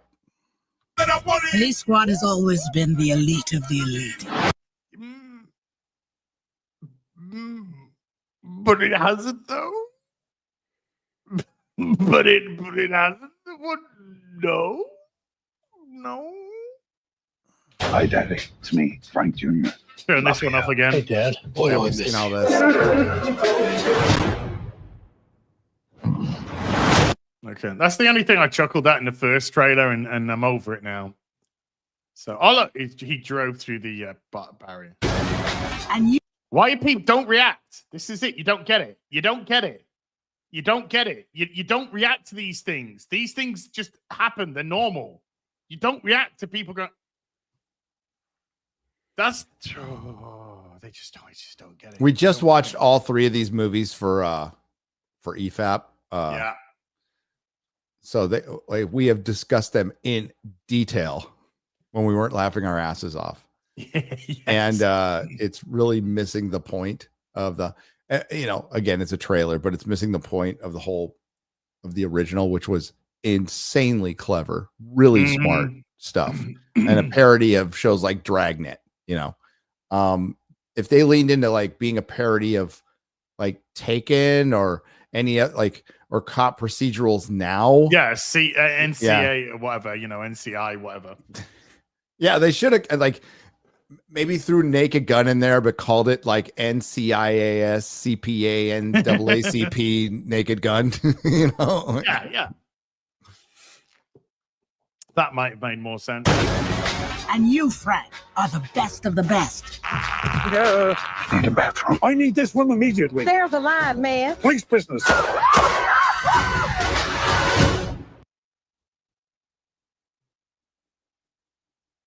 So it's his body cam. Yeah, it's his. What was the joke? Yeah, to use his gun, take a shit. You know, instead of police business taking somebody's car, it's taking a shit. Okay.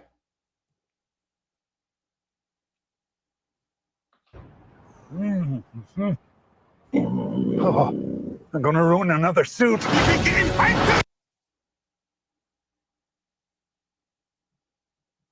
Okay. Okay. Over here, Lieutenant. I think someone.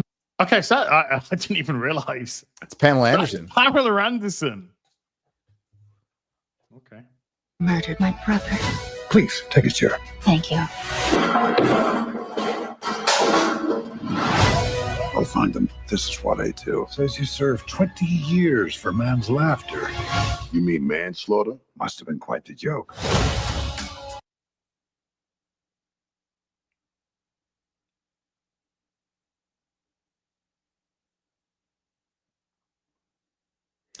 Johnny English is better than this chat.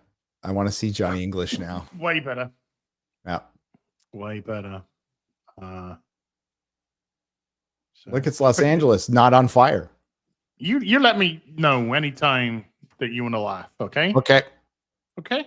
Mm-hmm. And we'll have a good old discussion about it. Sure. They're going to shut down police squad if you do not solve this case. Do this by the... Spirit Halloween, because they closed it. Yep. So it became a spirit. Gotcha. book. Show a little respect. Why? Who's going to arrest me? That was the right. This is the only thing which even resembles. Yeah. That's the only thing that resembles a naked gun. Yes. A crushed nose. Yeah. A crushed nose. It's got fake eyebrows on as well. Why? Who's going to arrest me? Other cops? Yes. Is she serious? Is he serious? No.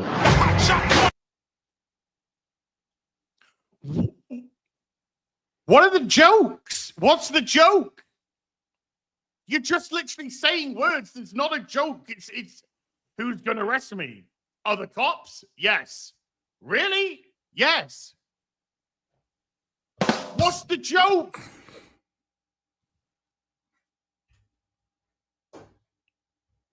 I'm still waiting. It seems Mr. Drebin might be more of a problem than we thought. I want you to keep an eye on him.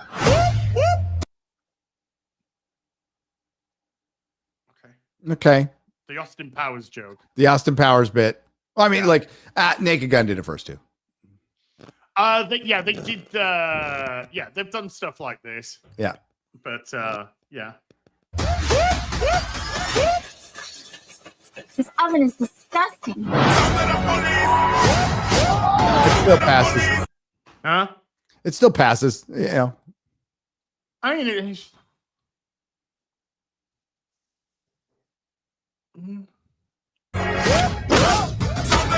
Oh, we're gonna see this again. Rest assured. Yeah. I won't. What's the joke? What's the joke? It again, it's missing the mark of sight gags and cleverness, and it's just going for, I don't know what the hell they're going for in this trailer. Boring us? Yeah. Talking us out the cinema? I won't stop until I've found justice. What do you want, little one? Your ass. You know, this is the first scene of the film, Yes. isn't it? This is Yes. Absolutely. Colin has, it's hilarious. Well, you know me. I'm always here for a good time. I guess I'm just a big poopy pants today. Yep. Nobody messes with the police squad. We've upgraded your car with the most advanced crime. And he looks at the camera and goes, the new version because we can piece that together. Yeah, we can. Which still doesn't, still not. We got funny. it. Yeah, we got it. Because we're watching, so we know. Because we can tell the difference between 1980s and 2000. Okay. I'm fighting check. Drive forward 30 feet. Very smooth. Oh! This place is falling apart. Oh my, holy shit, dude. Hey, do you remember Hannibal Lecter? Do you remember Silence of the Lambs? Was it 1989, 1988? I remember. There's Hannibal Lecter. See, the thing is, it's not funny because, I mean, that shit happens in the real world all the time, especially in New Orleans. 1990. Thank you. Yeah. Yeah. Have they caught everybody yet from that New Orleans breakout? I don't think they have. Please laugh. Place is falling apart. That's the sound of the police. Oh my God, August. Oh God, they hate us. Well, dude, after July, there's like not a lot coming out. Okay, that's Nobody 2's coming out in August. I want to see that. That was a good trailer. I'm looking forward to Nobody 2. They seem to be leaning into that one, which is you find it funny? Nope. I found it missing the mark completely on every level, which sucks because we need a good comedy right now, but it's more regurgitated shit. It's a remake. It's a unnecessary sequel, an unnecessary prequel, or remaking an animated movie. And that's why it's been dismal. Look, even like Minecraft, I don't know if that's going to hit 1 billion. It's close. Massive success. Fucking huge hit. Going to get tons of sequels, right?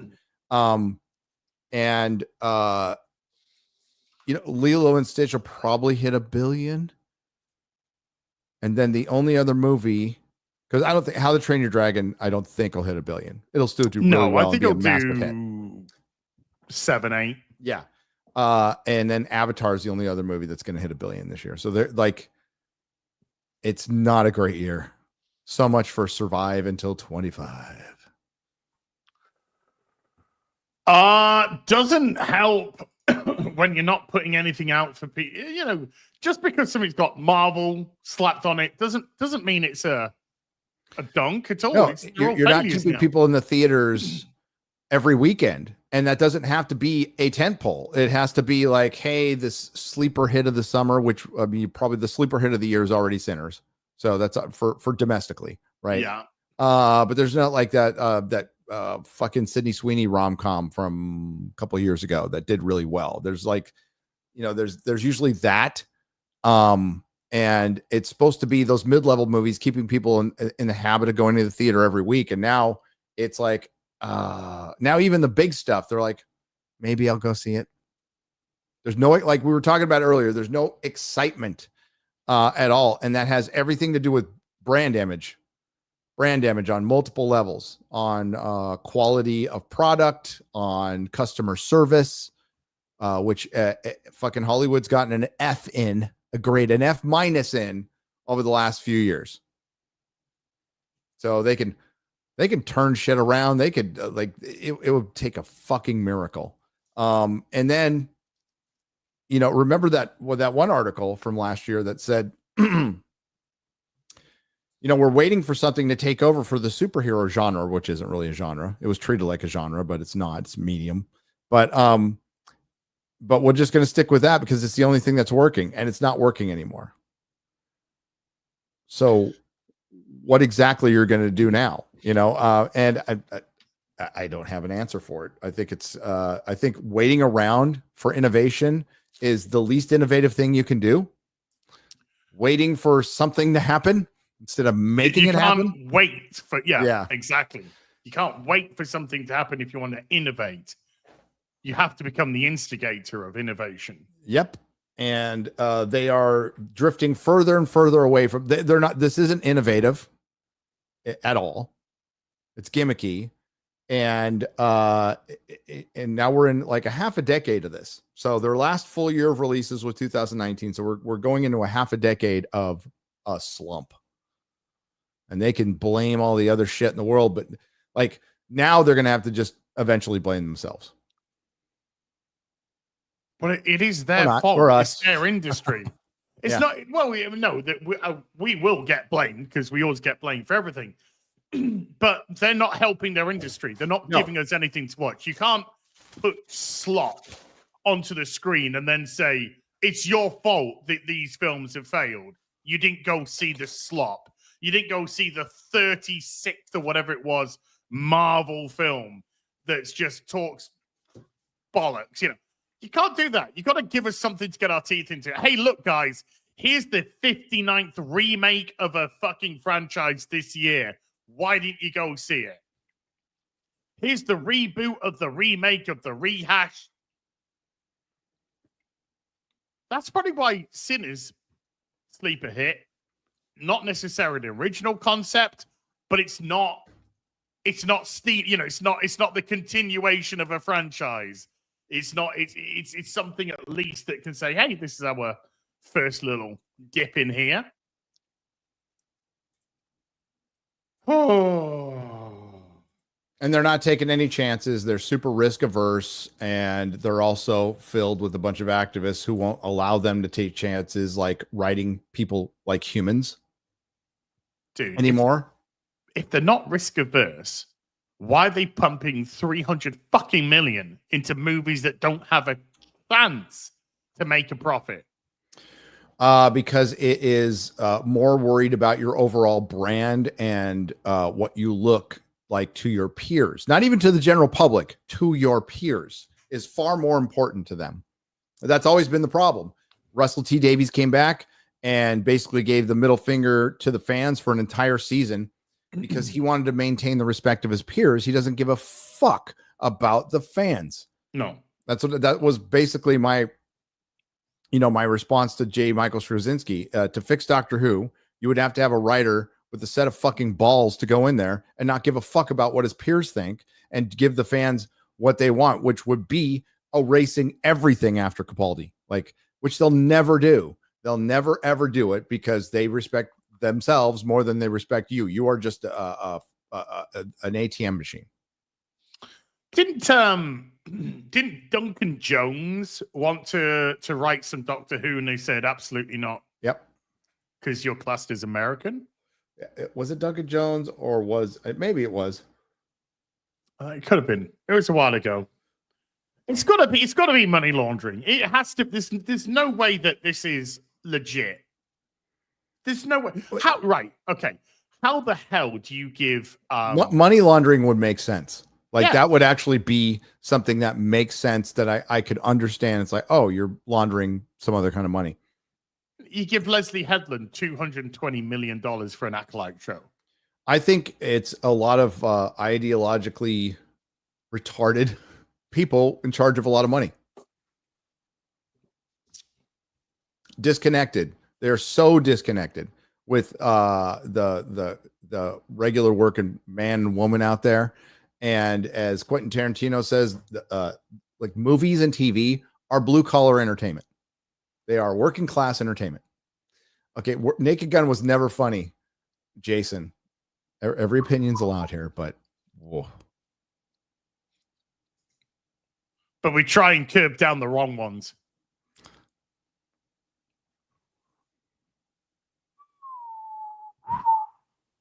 That's a war crime. Oof. That's a fucking war crime right there. Oof. Oof. Oof. Let's get into some supery dupery. Sure. Let's just have a quick look at the poll. Does anybody check on Mahler? Nothing. We've heard nothing. Not a peep. He's asleep. He's fallen asleep. The poll, 800 and nearly 900 votes on the poll. Naked Gun 2025 trailer Last chance. I'm going to hit it now because we hit just over 900 now. Naked Gun 2025 trailer. Liked it. 16%. Didn't like it. 32%. Thought it was meh. 51%.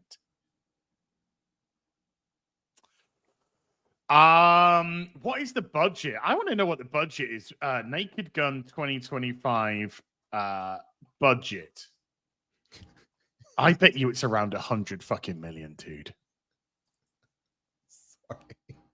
What are you laughing at? I should not be laughing at this. What?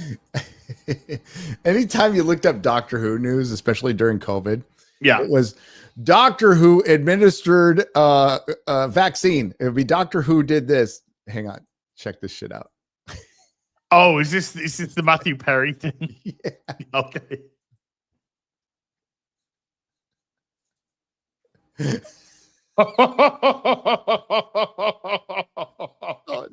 Doctor Who sold Matthew Perry ketamine. That's terrible. This is why the show needs canceling. This is why the show needs canceling. Oh, Shooting Gawa's gone too far. The BBC have a lot to answer for. Oh,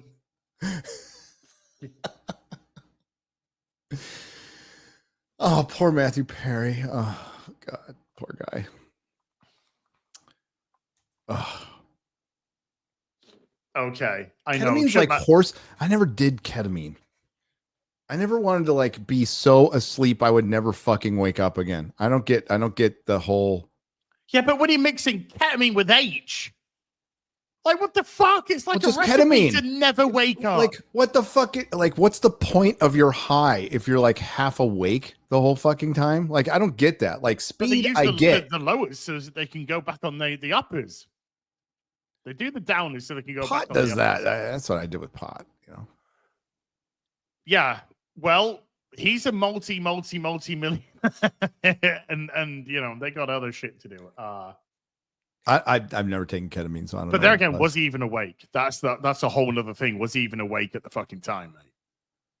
And when somebody else is administering your drugs, you're leaving it in the lap of the gods as to.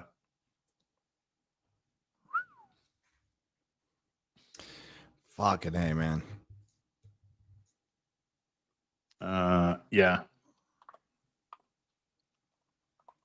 Yeah, he was in a hot tub too, which doesn't help. Yeah. But you kind of think, you kind of got the feeling that when you're in a hot tub and you give somebody such a downer, that maybe it was a little bit more prepared. Maybe it was a little bit more, you know. I can't find a budget for Naked Gun 2025 at the moment. Probably 100 million. I reckon 90, 100 mil.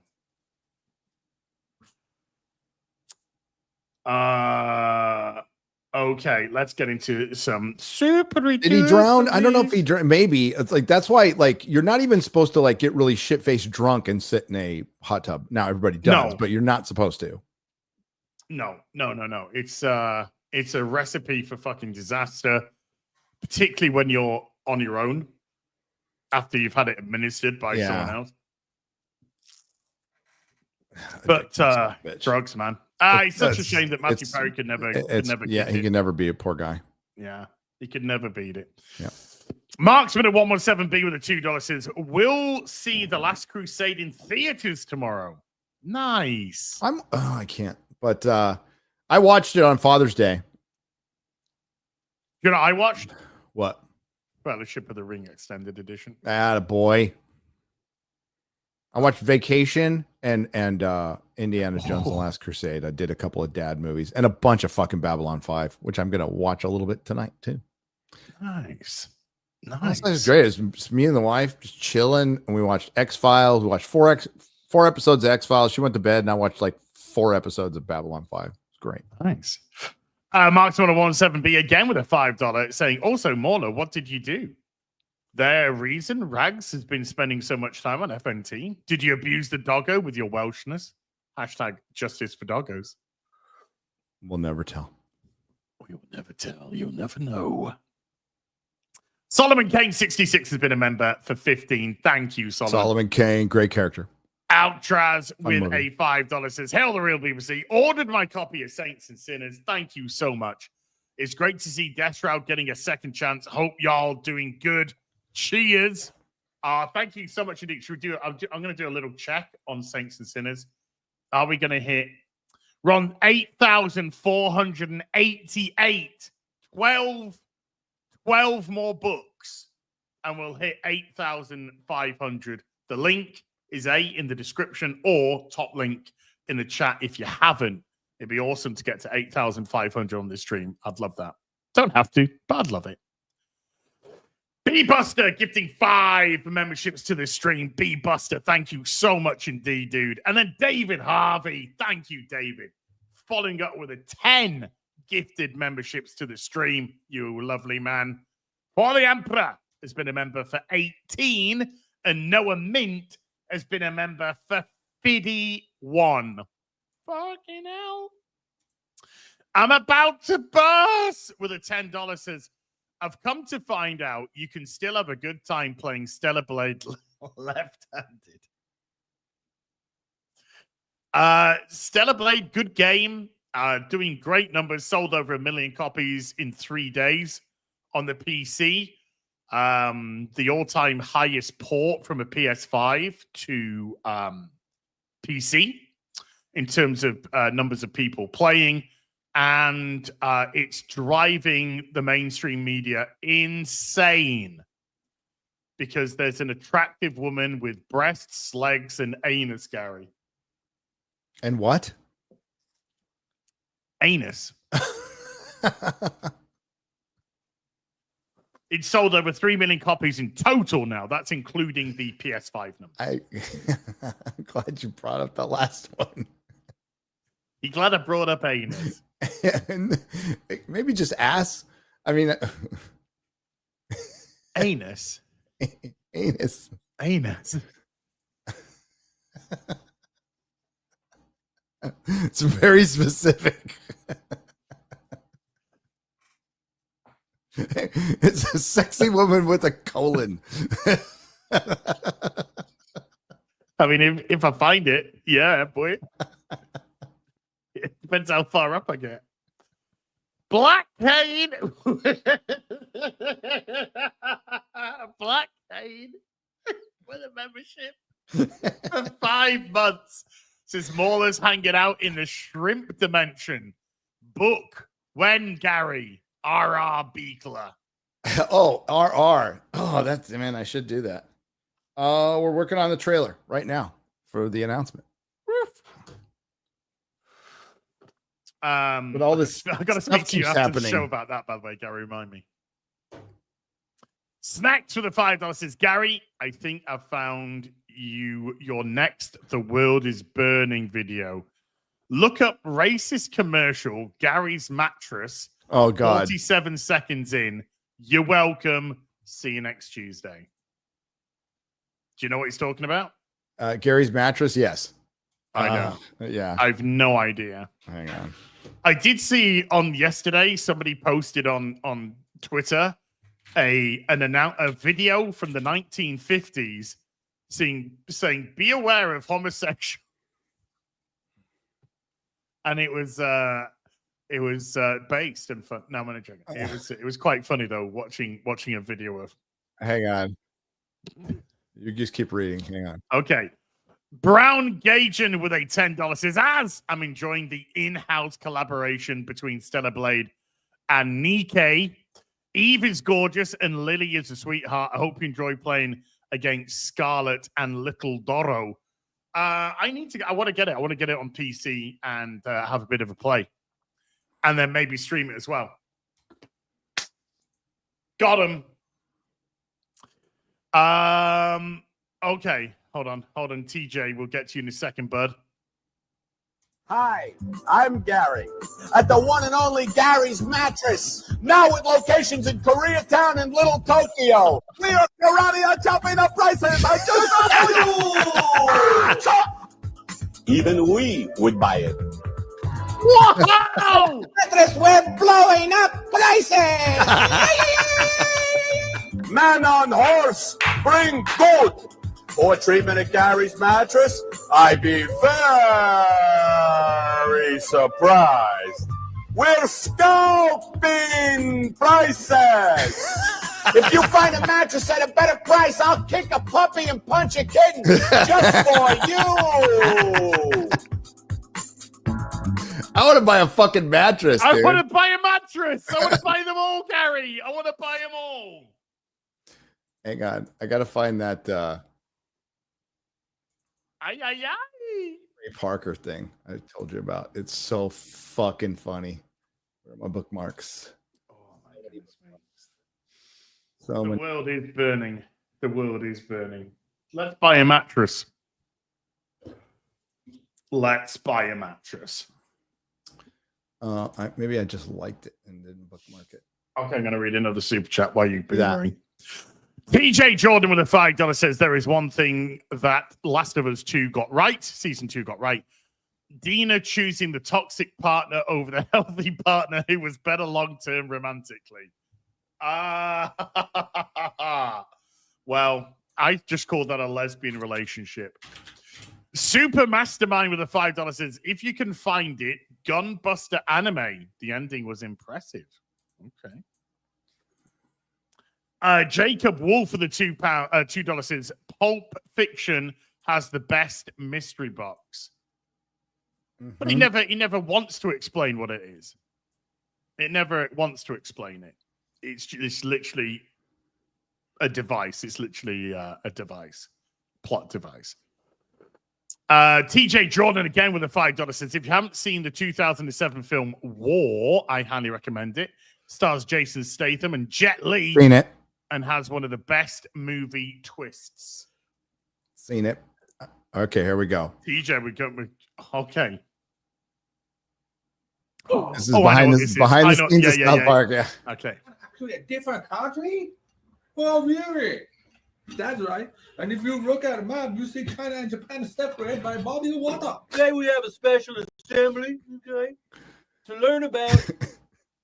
We're going to learn about the diversity of Asian people. Okay, please welcome Mr. Liu Kim and Mr. Junichi Nakayama. Ni hao ma, South Park Elementary! Konnichiwa! How are we all feeling? Yay, boy! Did you know that China and Japan are actually a different country? Oh, really? Actually, a different country? Oh, god damn. The looks on his face are so freaking good.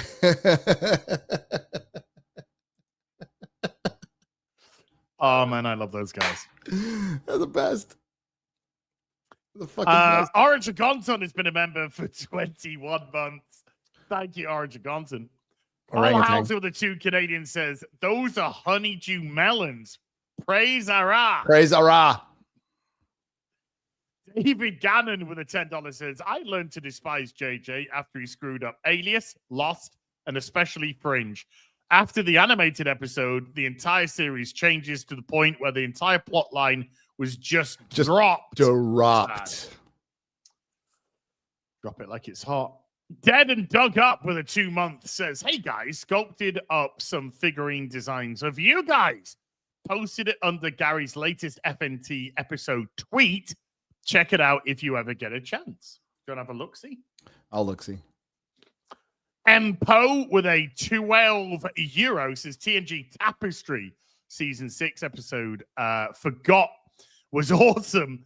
Even the worst episode of Season 1 and 2 is still quality. Yes. There is. I just watched, was it Code of Honor? You know,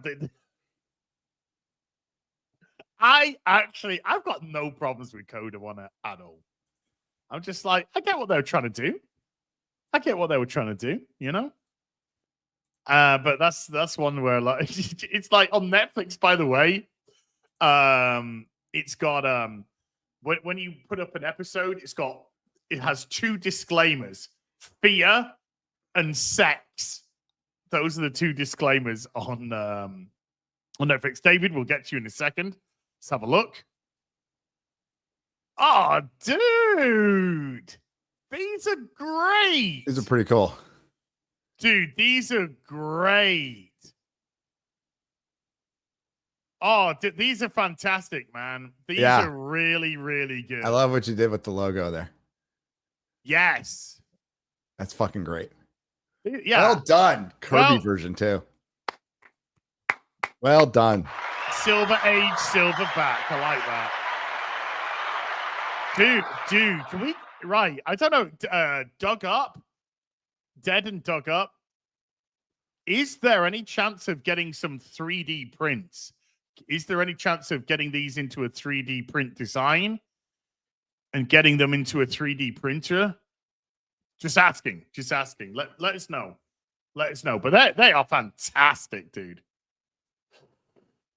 David Gannon with a $5 says, I started reading the Reacher books, 3 books in now, and the writing is just childish and sophomoric. But I bought a bundle of the first 6. It's very procedural. It's not far, it's typical of the writing of that time, and especially like if I don't know if you ever read the Executioner books, which are great. I have not, sir. Oh, they're great. Okay. Remo Williams, baby. Fred Ward. Riri Williams. Remo. Oh my God, she's everywhere. Eric Brown has been a member for 23 months. Eric, thank you very much indeed. Darth Cactus with the $2 says, and it's ads with steel chair. R.I.P. Bob C. As Marie said, God, that one's been brewing for a while. I tell you what, it's been brewing ever since The Apologist for Thunderbolts, because that film was just shit. It was just shit, and I'm sick and tired of fucking apologists on crap. Have our standards slipped so much that that fucking mid fucking trash? It's getting like, oh my God, yeah, it's good.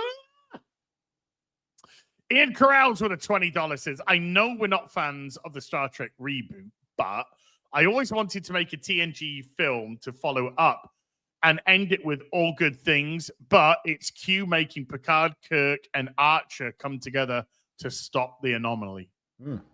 I get the theory behind that. Mm-hmm. I'm a little bit perturbed as to why you would leave out Cisco, Ian, but that's just Fiesta. Wait a minute, but Cisco and Janeway. I'm playing with you, Ian. I love you, mate. Fiesta Cat with the $2 says, tell us how you feel, as I'm a shrinking violet, so I tend to keep these things to myself. Mega Toby 09, is that a sex doll? Is that a picture of a sex doll? With a £10 says, hey guys, I would love to know how you personally would finish Giggity. Oh, the story of A Song in Ice and Fire, seeing that George is not going to finish it. That's a small question. It's like, all right, here we go. We'll start with Tyrion. No. Okay, so this is a 15-hour stream. And better than the show. Better than the show. How about that? Better than the show. Mexi Rage with the $2 says, as point on the teddy bear where Hames hurt you. Where Hames hurt you? James, I think that's meant to be. Point on the teddy bear where James hurt me. It's the Superman teddy bear. It's the Superman teddy. It's the DC teddy bear. That's what it is. Disaster Area with a £5 says, having a feeling Superman's going to be like Black Adam. Okay, but not great. If it's likable, Gunn might get away with it. I think it's going to be a lot of leaning towards crypto and the manipulation characters. That's what I think it's going to lean towards. Could be wrong. Could be wrong, but we'll see. Cormel with a €5 says, but what about Palestine? If you stay tuned, I will. Oh, well. Okay, boom. There. It's the mall. It's a me. A mall. I'm so sorry I have not been here, but I can't. Well, I'll tell you about it once the show's not on. Like it's the thing. But sorry, chat. I hope everyone's all right. And I hope you're all right. I am absolutely fine. It's something else. No worries. Aw. Were you on Twitter giving your Yes, that's where I thoughts was. on Just Palestine and Israel? Yeah, man, and I was on some talk shows going over it, and just I'm needed politically. That's what I'll say. I make my videos about Black Widow. Here is my thoughts on the Israeli-Palestinian conflict. That sounds like a good Naked Gun joke, doesn't it? Like, yes, which this trailer certainly didn't have. Slurpo's personal trainer has gifted a membership to the stream. Thank you.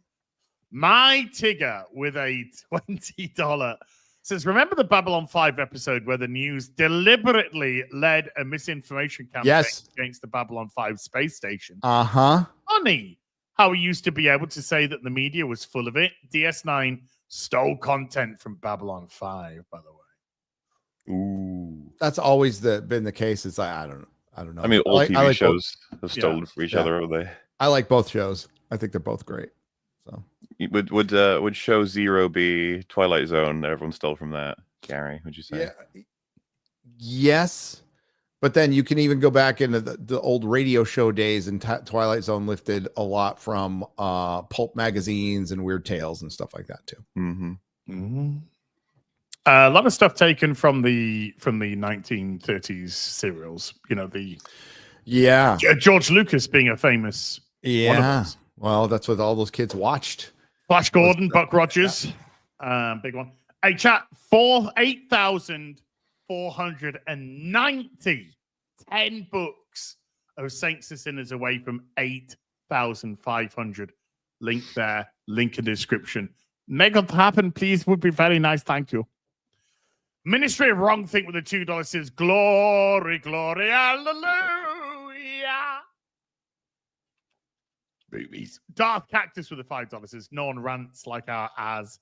No one chants like our as. No one kicks hypocrites in their pants like our as. No one runs like our as. No one chants like our as. No, okay. I think that was the tune I should have been singing it to. Bungles Twanger with a $5 says, as you really should try decaf. These days it's just as good as the real thing. But why? He never has a second cup of coffee at home.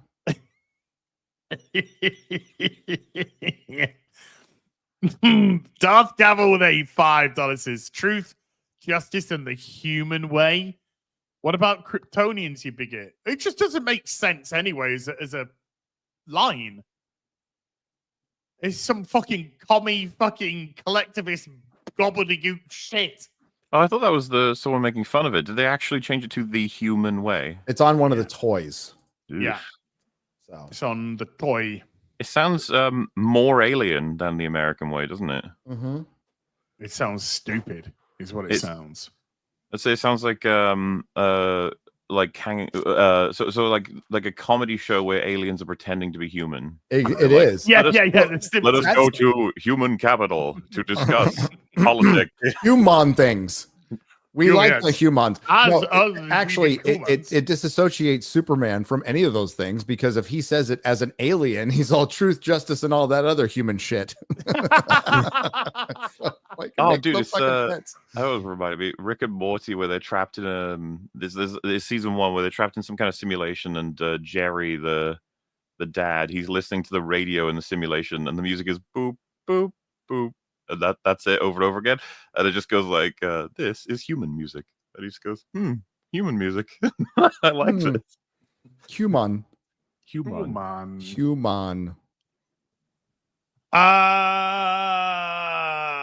Poosh.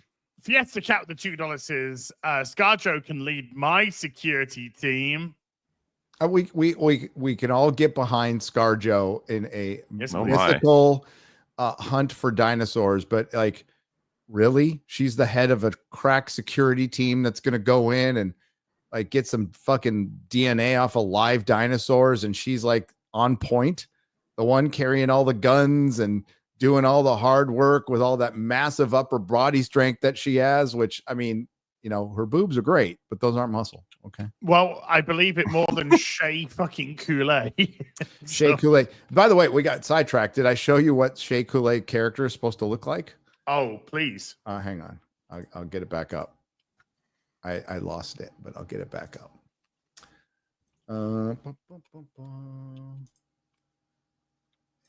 You can read a soup till then. Okay. Of course, I forgot it's Gary. Deus Vault with the $2 says, please clip that Superman rant and post it. Josh Kelsey slapping a 20 down on the counter. Josh, thank you very much indeed.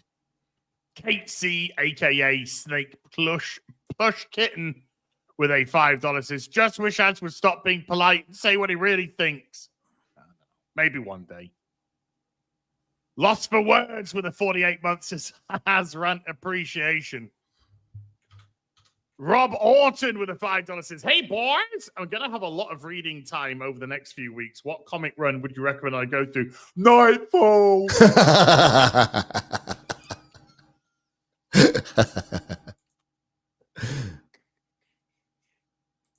But seriously though, loads. I mean, dude, you're gonna have to be a little bit more specific as regards to that.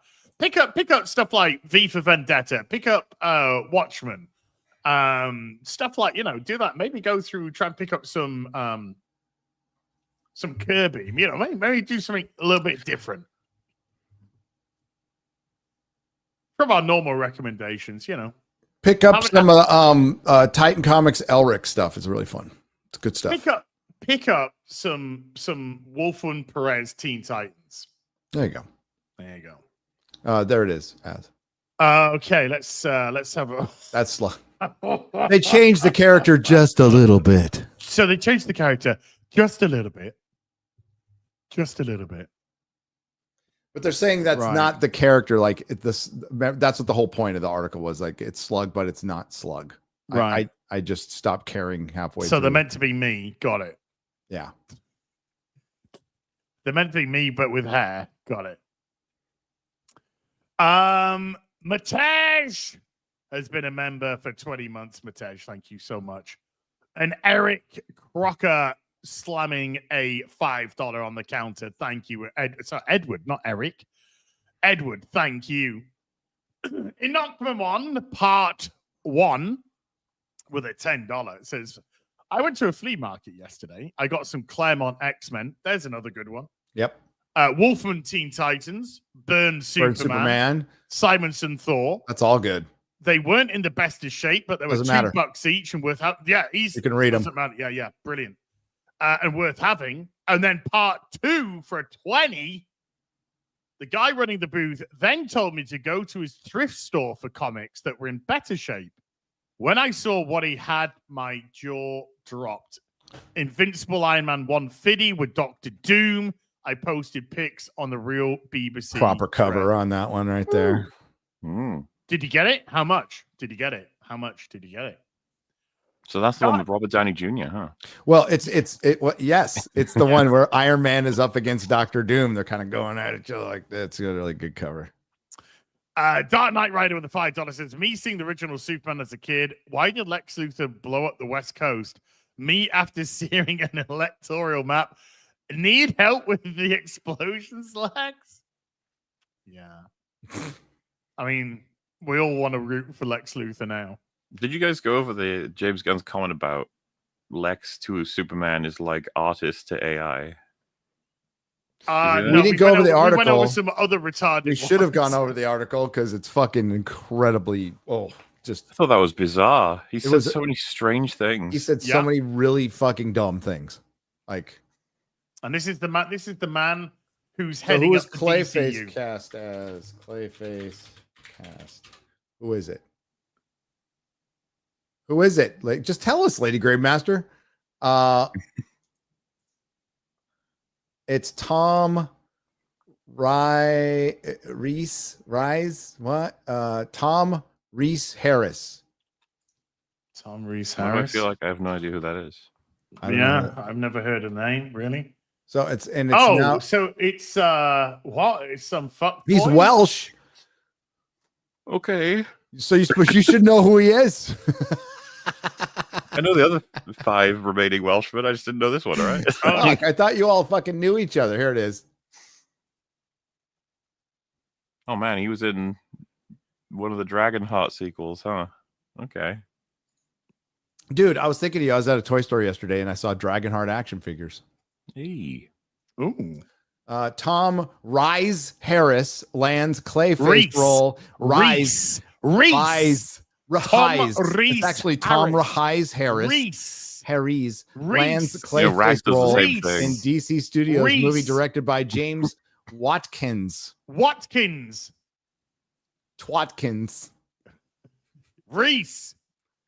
Tom Rise Harris, like John Rise Davies. Reese. Rise. I called him John Rise Davies for years, dude. Pretty much until I started hanging out with you guys. It must have been an interview where they said his name, right? I didn't pay attention. Like, oh my Reese. God. Reese, but his name is fucking Reese. Whit Gravitus has been a member for 44 months. Thank you, Whit. Krog based with a 50 Swedish says, like I said to G&G, runaway MCU blockbusters are all like individual insects hitting the windshield, and it doesn't do shit to turn the car around. No, but you got to stop. Wash your windshield once in a while. Gets pretty bad time, especially this time of year. Michael Allison with a 5 Australian says Dallas Miners Club. Whoa, Jesus. Probably the next Marvel show. The singing tits with the $2 says Elsa Fisher kissed Gal Gadot in Keeping Up with the Joneses. Oh, Isla Fisher's hot. She just crazy. You can tell that is a lot of crazy in there. 21 Metallica has been a member for 21 months. Redheads are they are feisty. They're kissed by fire. Mm-hmm. Jeremy Snowden with a £5 says, watched Movie Cynic's Acolyte reviews yesterday.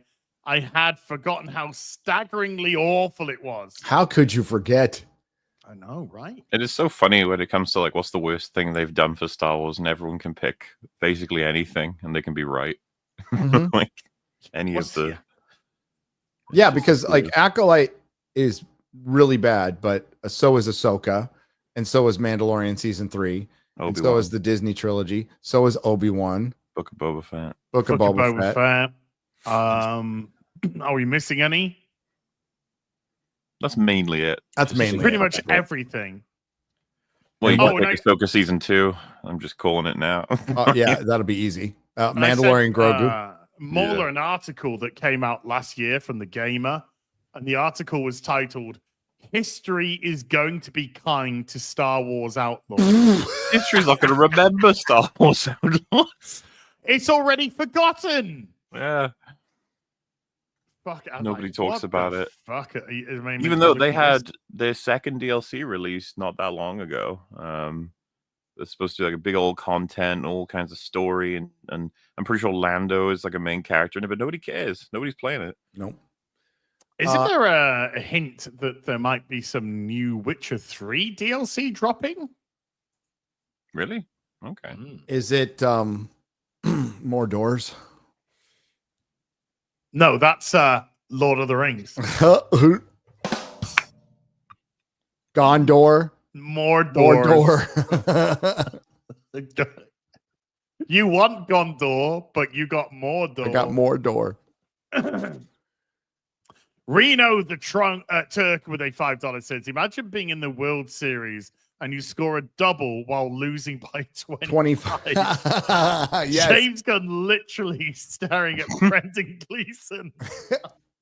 Dude, okay, so he came out and said, Mahler, I'm sure you read it, that all these people saying that, that like the Warner Brothers is future is based on DC. It's like, I'm okay with a double. It's not like Iron Man was the be all end all. Is the dumbest thing to fucking say. Iron Man was the be all end all.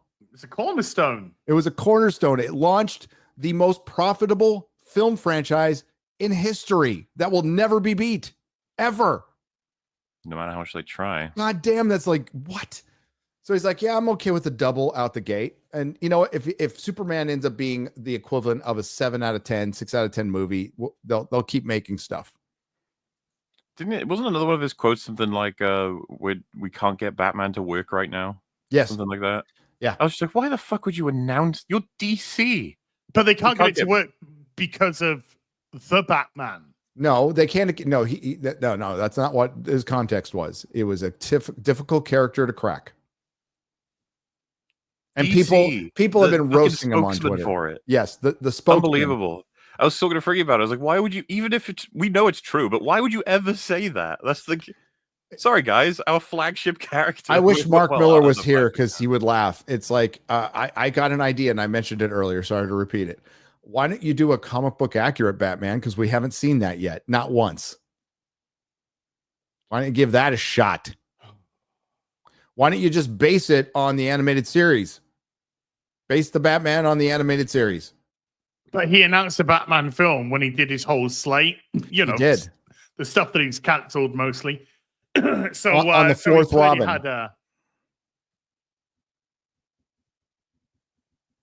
It's going to be called The Brave and the Bold, and it's going to have Damian Wayne as the fucking fifth Robin. And so he clearly had an idea. Marvel killed itself because of too many quotas.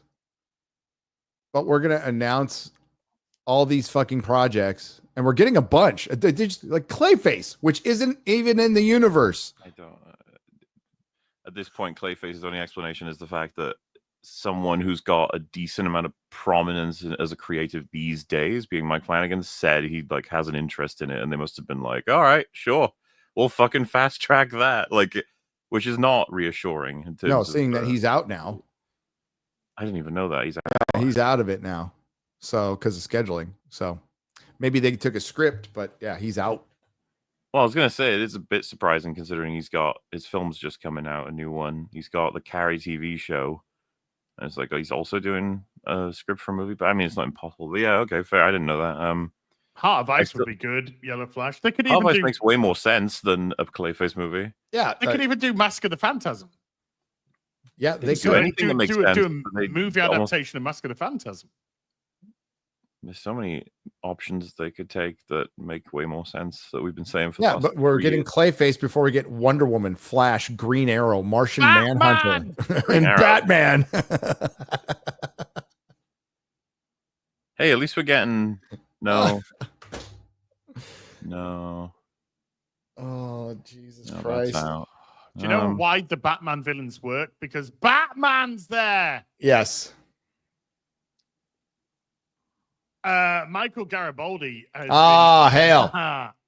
been a member for 46 months. We were talking about I've been talking about Babylon 5. I started watching it again. So good. Barn with a €5 says, Gary and Az, which is your favorite Robert E. Howard Conan story? Mine is either A Witch Shall Red Be Nails. Born, Red Nails, or Beyond the Black River. And then part 2 with another €5. Watch Mobland past week. Great TV. Have no hope for Superman or Fantastic Four. We'll be waiting for Spaceballs 2, though. Don't get your hopes up. Don't get your hopes up. Might buy your comic as Afterpay. Thank you for the consideration, Van. I've seen a lot of people say that there's hope for Spaceballs 2 because the presence of Mel Brooks, and I was like, bro, he's 90, almost dust. He's 99 later this month. I seriously doubt any of his words have even made it to a script. It's going to be something else. They would have rolled him out for the exact response that you've likely had seeing him. Yes, and then secondly, the whole like, oh, but it's so self-aware. It's like, it's pretty easy self-awareness, isn't it, to say that there's loads of sequels right now and reboots. Well, I mean, look at The Naked Gun. I mean, that is an absolute shell. Yeah. of what it should be. Dude, I've seen people say like with Spaceballs and Naked Gun and the trailers, it's like, oh, we're back. It's like, what are you? Calm the fuck down. We're not anything yet. Fucking hell. I have a feeling that the Naked Gun movie is going to absolutely tank. I think you'd be correct to say that. I'm curious as to whether or not it'll get any laughs out of me. We shall see. The latest trailer sure as hell didn't. Yeah, no, a lot of it was very awkward to me. I think there was like one or two visual gags that I was like, oh, that's nice to see, like an effort to make a visual gag. Yeah, the squash nose with the big eyebrows. And the coffee cup. Yeah, stuff like that, where it's like, oh, look, a form of joke that is more than just someone said something real funny, but not. You see, if it was the Naked, right, but the coffee cup, right, if it was Fowler's Police Squad or the Naked Gun, he would be monologuing in his head. And the hand would just come in with the coffee and he'd just take it. That'd be so much funnier. There wouldn't be any thank you or anything like that. There'd just be him. He'd be You're monologuing right. about what's coming up. He's driving. He just the hand comes in. He takes the coffee. He sips it and he carries on his monologue. That's what it would be. Remember when he had in Naked Gun, he had the fridge, and we all noticed he had like moldy cheese at the top of it that it Yes. started to move. Started to move. Yeah. He like sniffs the Chinese like. And then she climbs into the fridge and just gets fucking lost in the fucking fridge. Yeah, it wouldn't. You're right. It wouldn't be the spotlight of the scene. It would be something that you can easily miss or actually think is normal because you weren't paying enough attention. Duras has been a member for 12 months. Is Ironheart, a brave example of black girl magic, has her own magical Negro with a black hood, a soul glow using hobbit from Rings of Power. Who was race swapped. And then they steal. And they steal a bunch of stuff from the privileged. From the to redistribute amongst the community. That's called people. Communism. Yeah. Fucking retard. In a multi-million-dollar TV show that's so bad they had to wait till the last minute to put it out. You gotta love it. You gotta love fucking Hollywood. No, not really. Legalize adulthood with $100. Cutie Gatwa called. He's putting a bid on P. Diddy's mansion, and he told them to leave the baby oil. Oh, no. Hollywood, here I come! Screens for the bikers! As he runs through Fantastic Four set, putting Gorilla Glue on the toilet seat so they can blow it out their ass!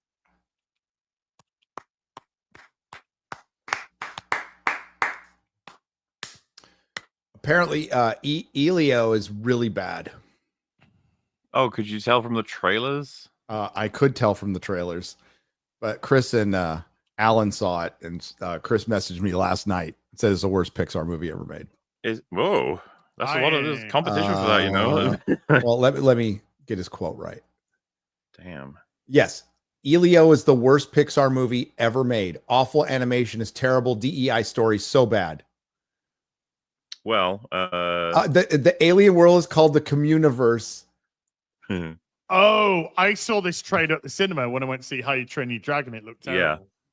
I've ended up seeing it way too many times, this fucking trailer, and every time I'm like, God, you're such a sad attempt at trying to do better stories. You know, the kid who meets an alien and they go on an adventure together. It's like, we've seen that about 1,000 times, but this looks so fucking generic. Yeah. Well, yeah, there you go.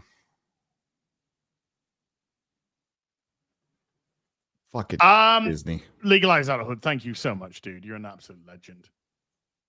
And I need to reply to your emails, by the way.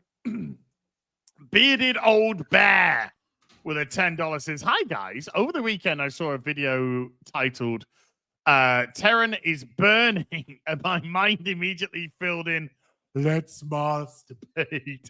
I blame Gary, as you should. As you should.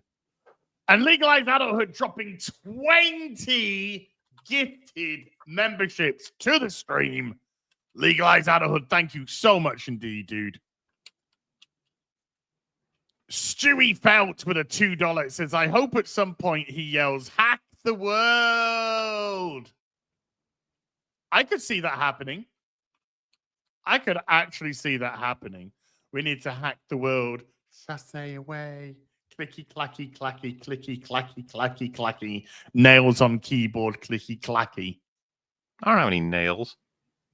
No, I'm talking about Shea Coulee in Ironheart, who said in an interview, I'm fiercely hacking with my laptop and fantastic nails or something. Is that like in the Iron Lame trailer 3 that I just haven't seen or something? No, it's in an Entertainment Weekly article where they say they're a former drag queen with a past nobody needs to know, or it gets revealed while they're sat there with long nails and makeup on and green hair, looking like a fucking drag queen.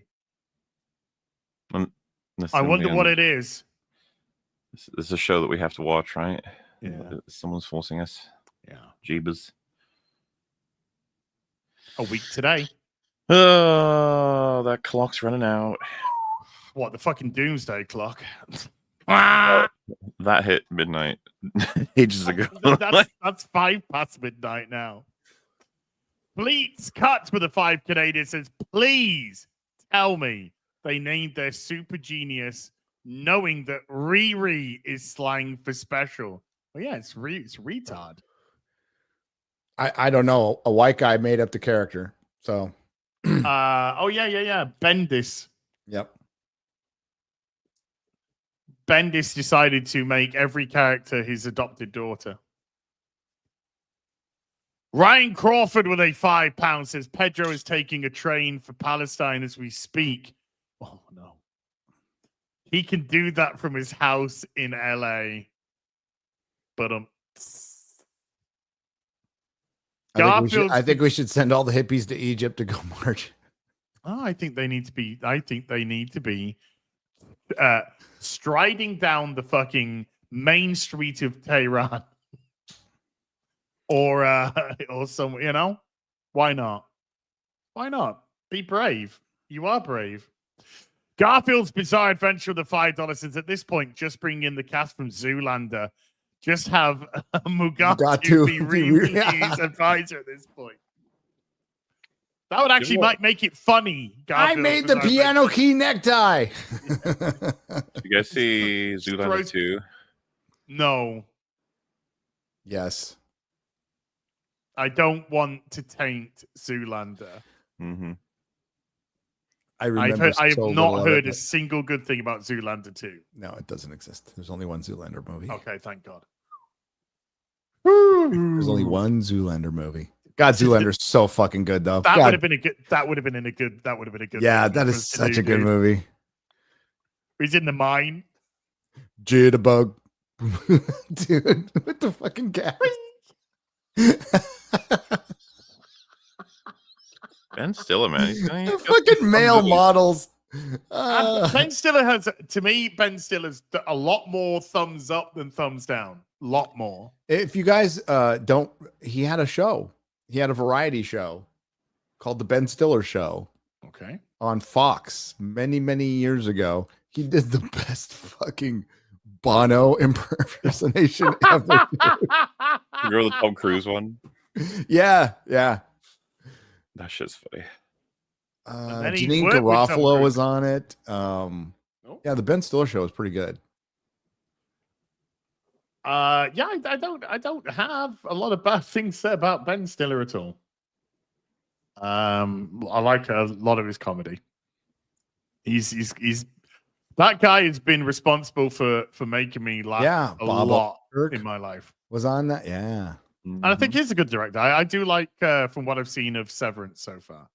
He's got, as a creative, he has chops. Like, unquestionably, he has chops. Ministry of Wrong Think with a $2 says move over MCU. now entering the M, they, them, you. Yeah, the M shim you, the M she he you, the M he she you. That's great. M shim you. I like that one. I like that. Did you make me bleed my own blood?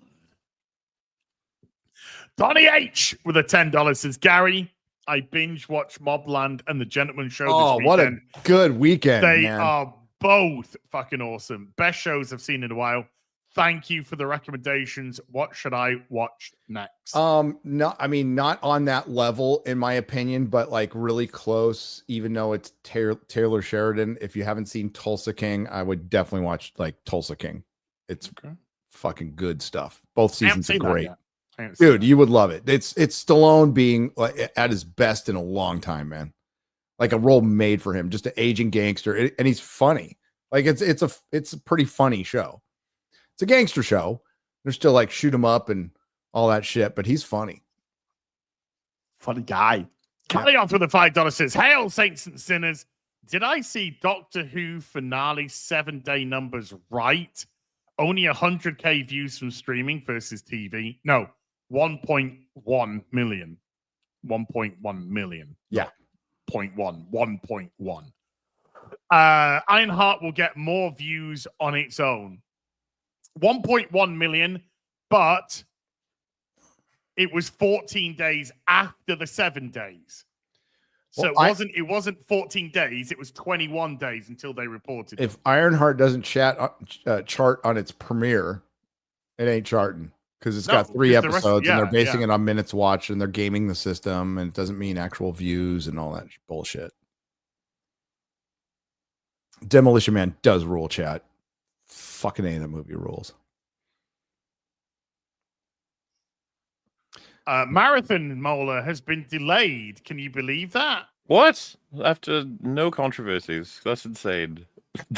And it's being reported that the announcement of delay is news to virtually all of Bungie. Wow. I'm sure they had no idea such calamitous events could take place. Is that a game? Yes, Guy. Okay. No, the one where they stole all the... It's an actual marathon? It's going to be a marathon to make, and it's going to still be a fucking flop when it comes out. Tally off with the $2 is Taken Gun and Barbed Wire. Good old Barbed Wire. Oh, yeah. Still fail in LA. Those were the days. Darth Cactus with a $5 says, I like Liam, but this has big please laugh energy. All hail Jeb. I like Liam Neeson as an actor, but this was just cringe. It wasn't funny. It wasn't funny. It was very try hard. Please laugh at our jokes. Well, since I already can tell from everything you said, but like, you know, the POV, well, not, you know, the cam jokes. Yeah. I was very like, ooh. Chat. Oh, I had a bit of a thing about that. I was like, what's the fucking joke meant to be? What is the joke? Yeah, Demolition Man chat should have gone with the Police original. Somebody needs a poo, so they skip the line by shooting a gun. What's the joke? Mm-hmm. Oh, then he eats another whatever it is, corn dog, whatever it was. Then he's like, oh, now I need to shit myself again.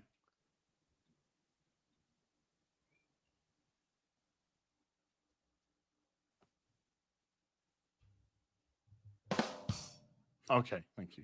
You know, something they're not going to be able to capture is you could believe that Leslie Nielsen and Frank Drebin truly take that universe 100% seriously, like they are actually out of place, as in it's like they were from a world that everything was serious. But it feels to me like from that trailer that Liam Neeson's in on the joke, like the character kind of is. Like he's a character built for that world where he himself is a person who has wacky, crazy, very jokey, funny things happening about him. That I felt like Frank Drebin just felt much more like an actual detective taken from a serious place and then dropped into a silly world. But he breaks the fourth wall in the first trailer. Yeah, I'll be able to like identify my issues better once I see this film. It's just that it's not right. It ain't right. It ain't right. It ain't right.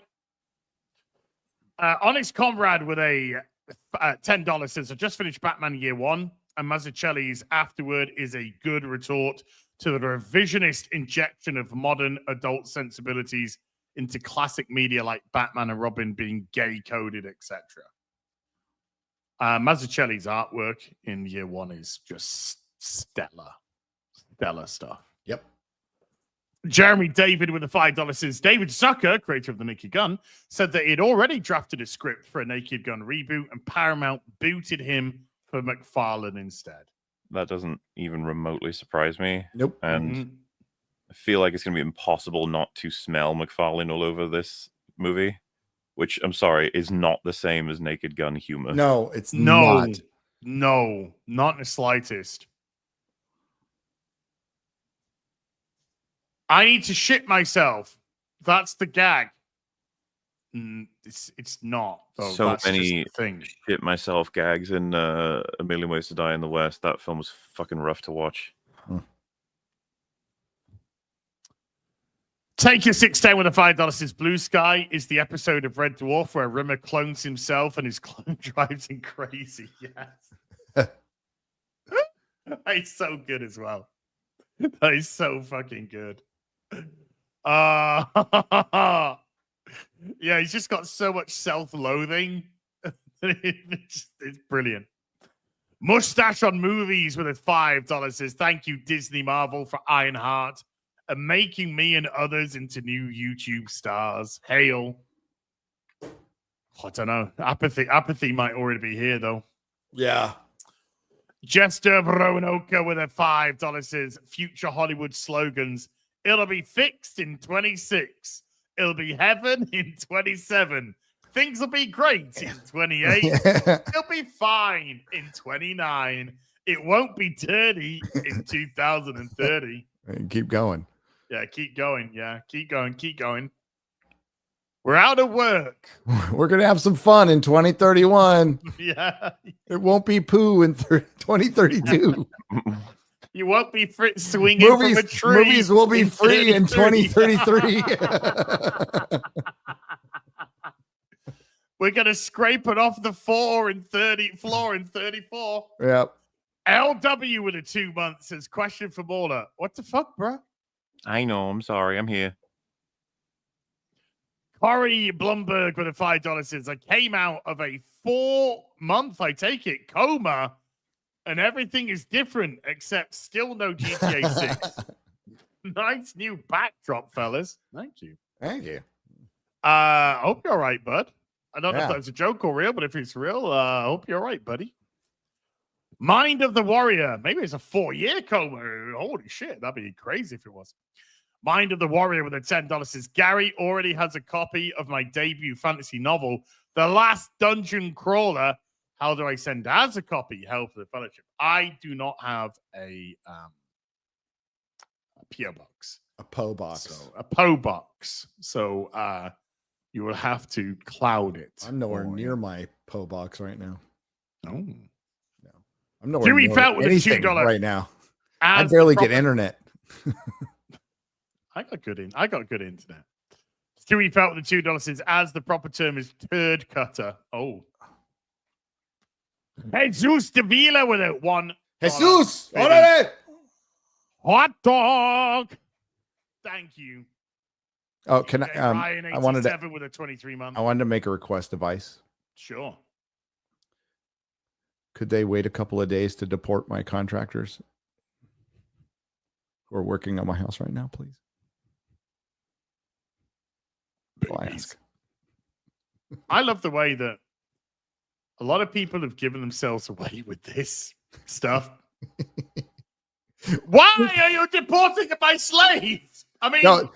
Valiant put out a fucking good tweet today. Is like, why are you deporting all the people who pick our food? And it's like it's 2025, and then it says 1860.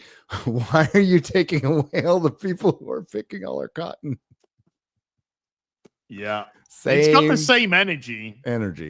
Same energy. Yeah, it was a good tweet. Borg with a $5 says, I saw this South Park episode at work with some Chinese and Japanese co-workers in the cafeteria. It was the most funniest moment of my life. God damn, we showed a South Park clip behind the scenes of Trey doing like the Asian voices, and the looks on his face are so good. I cannot wait for season 27. It's going to be a fucking bang. They've got so much material right now. Oh, June is stacked. We get Strange New Worlds. We get Eddington. We get South Park, Superman, Fantastic Four, Boobs and Dinosaurs. Yeah. Oh my God. They should have just called it Boobs and Dinosaurs. Shooty Gatwa's been spotted in the wild. Not even kidding either. Really? Yeah. In LA? I was going to say which dress was he wearing, but I guess none of them. I know. Hey, well, it's got his handbags. It's got his handbags. It's a satchel. It's a handbag. It's a satchel. Handbag. Okay, well, yeah, Gary, the one on the right is a handbag. That's a fucking purse. Those are purses. Those are straight up purses. They've got makeup in them, a little nail polish remover, a tampon. This is okay. I feel they need to defend satchels. They look cooler than those. The one on the left, the one on the left is fine. That's about as butched up as he can get. Yeah. Well, I mean, he looks like a man there, at least. Oh, I mean, he's going to really stand out being a black gay man in Hollywood. Come back next week, folks, for more fashion chips from your boys here. Dude, we should do runway stuff. We're so good at it. My Transformers t-shirt. We should do like Oscar's runway commentary. Yes. Like we fucking rule at it. We rule. Papa with a heart. Okay. English Batches with some 8 months says, which member of Goldie Looking Chain was Mauler, do you know? Huh? Guns don't kill people, rappers do. I read it. I saw it in a documentary on BBC Two. You can't remember Goldie Looking Chain? Jeez. What? I can't remember. They were a parody group. I can't They were a parody yesterday. Group of I barely remember Mahler was late today. I think he was here the whole time. Yeah. I'm pretty sure he was here the whole time. Oh, the Mauler was on. Oh, the Mauler was on the whole time, eh? Yeah. Oh. There, he's hanging on for dear life on this picture. Orange you gotten. Orange you gotten. Orange you gotten with a $2. You got a big old smile. Look how happy he is. I know, right? Oh, that's great. God bless. Have a nobody the hate monger with a $5 says, have you gentlemen received your Sydney Sweeney bathwater yet? I'm currently trying to locate mine. Having a meltdown. No one's able to get it, sadly. I'm trying to go for the Sydney Sweeney breast milk angle. Dude, imagine how much she could charge for that.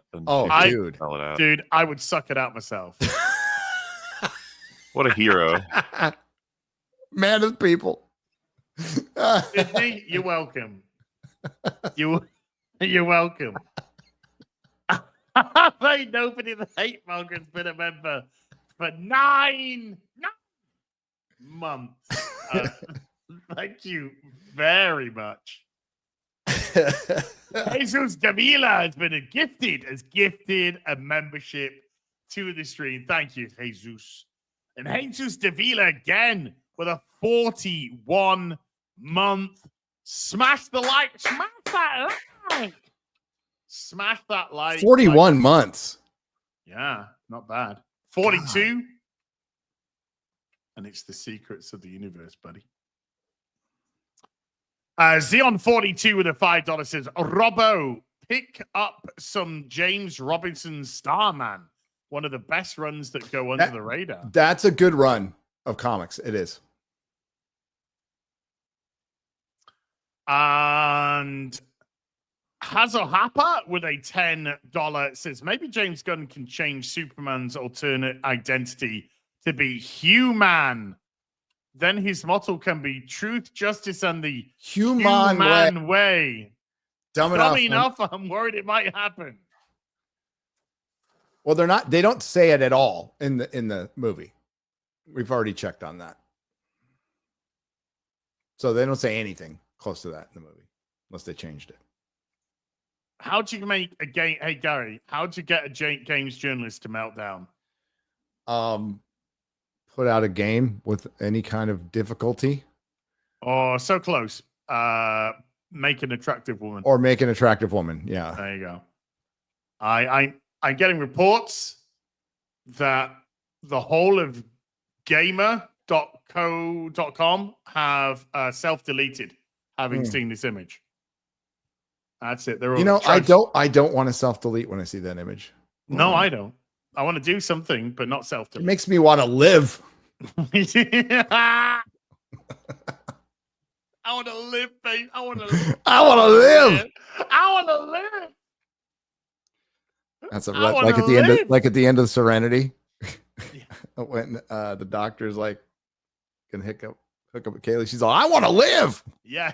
Like, we never got the things that we, maybe sometimes we never acted on the things that we really should have. Well, she's like, we should realize this is what he's saying. Oh, I want to live. She want to have her nethers twixt, dude. Marie UK with a £2 says, has Liam Neeson gone woke or is he just desperate? I don't think there's anything woke about the trailer. It's just straight. He's an actor, so he's pretty woke. I think Liam Neeson's always wanted to do comedy. Yeah.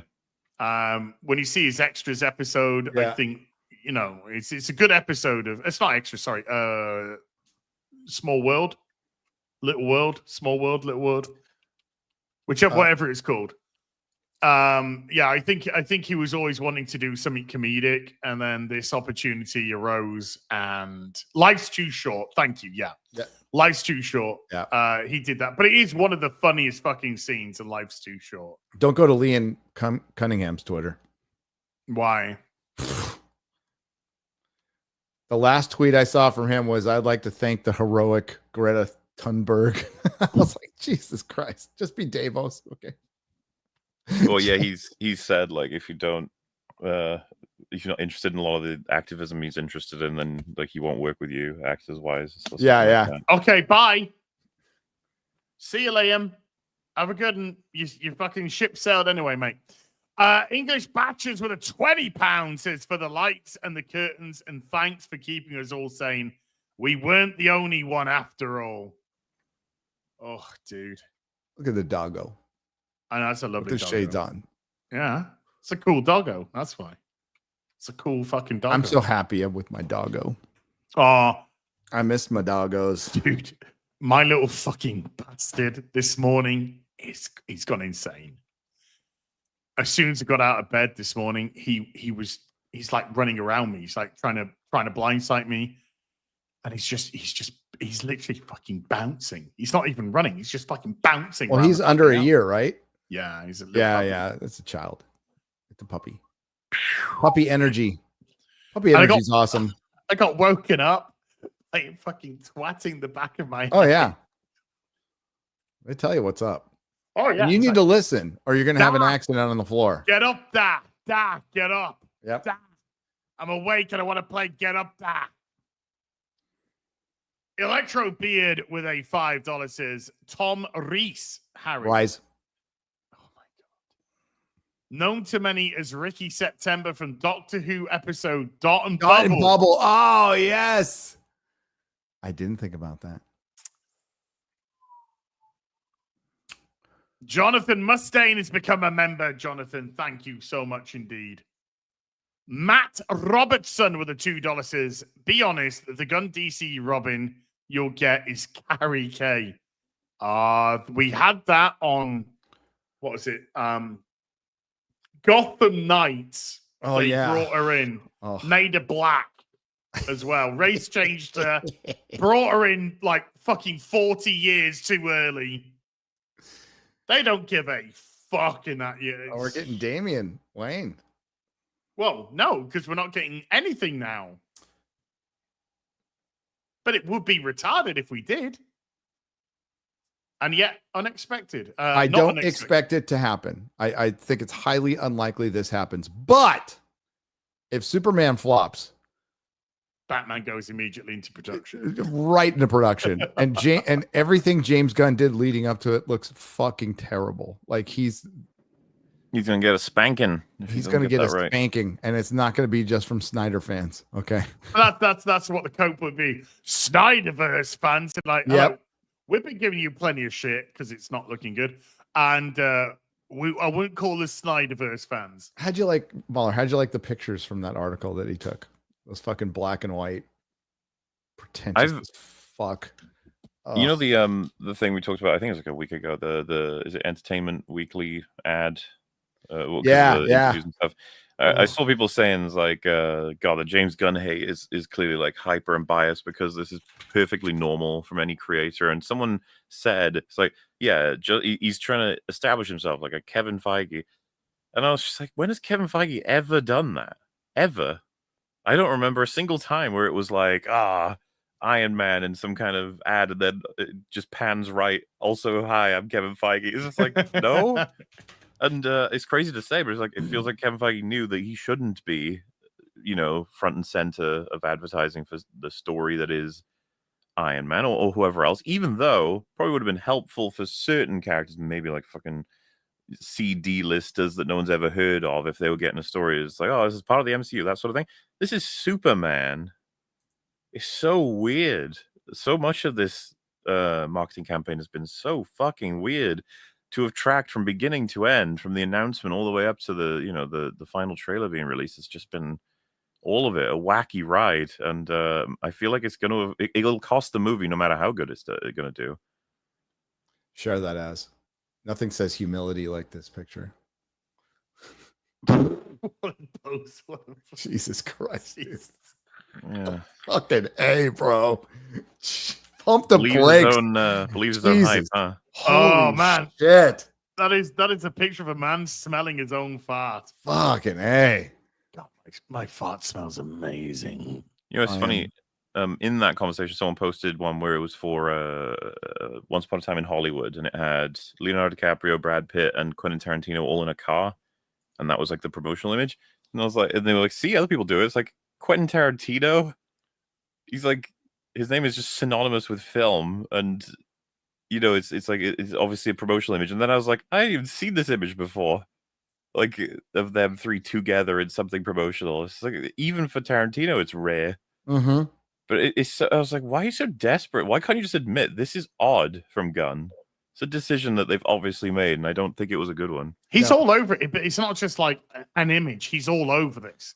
Yeah. I mean, when Gary joked Superman's James Gunn, it wasn't just a silly joke. It's because he's all over this fucking thing. We can't escape James Gunn. It's like they're trying to focus more on James Gunn because maybe they're a little bit worried about the Superman part. I don't know. Well, and if he had released like 2 Superman movies, 2 Batman movies, and a Wonder Woman movie, and they were all absolute bangers, we'd probably be fine with this. We'd be like, he's kind of on top of the world. But this is before anything's happened yet. Yeah. Yeah.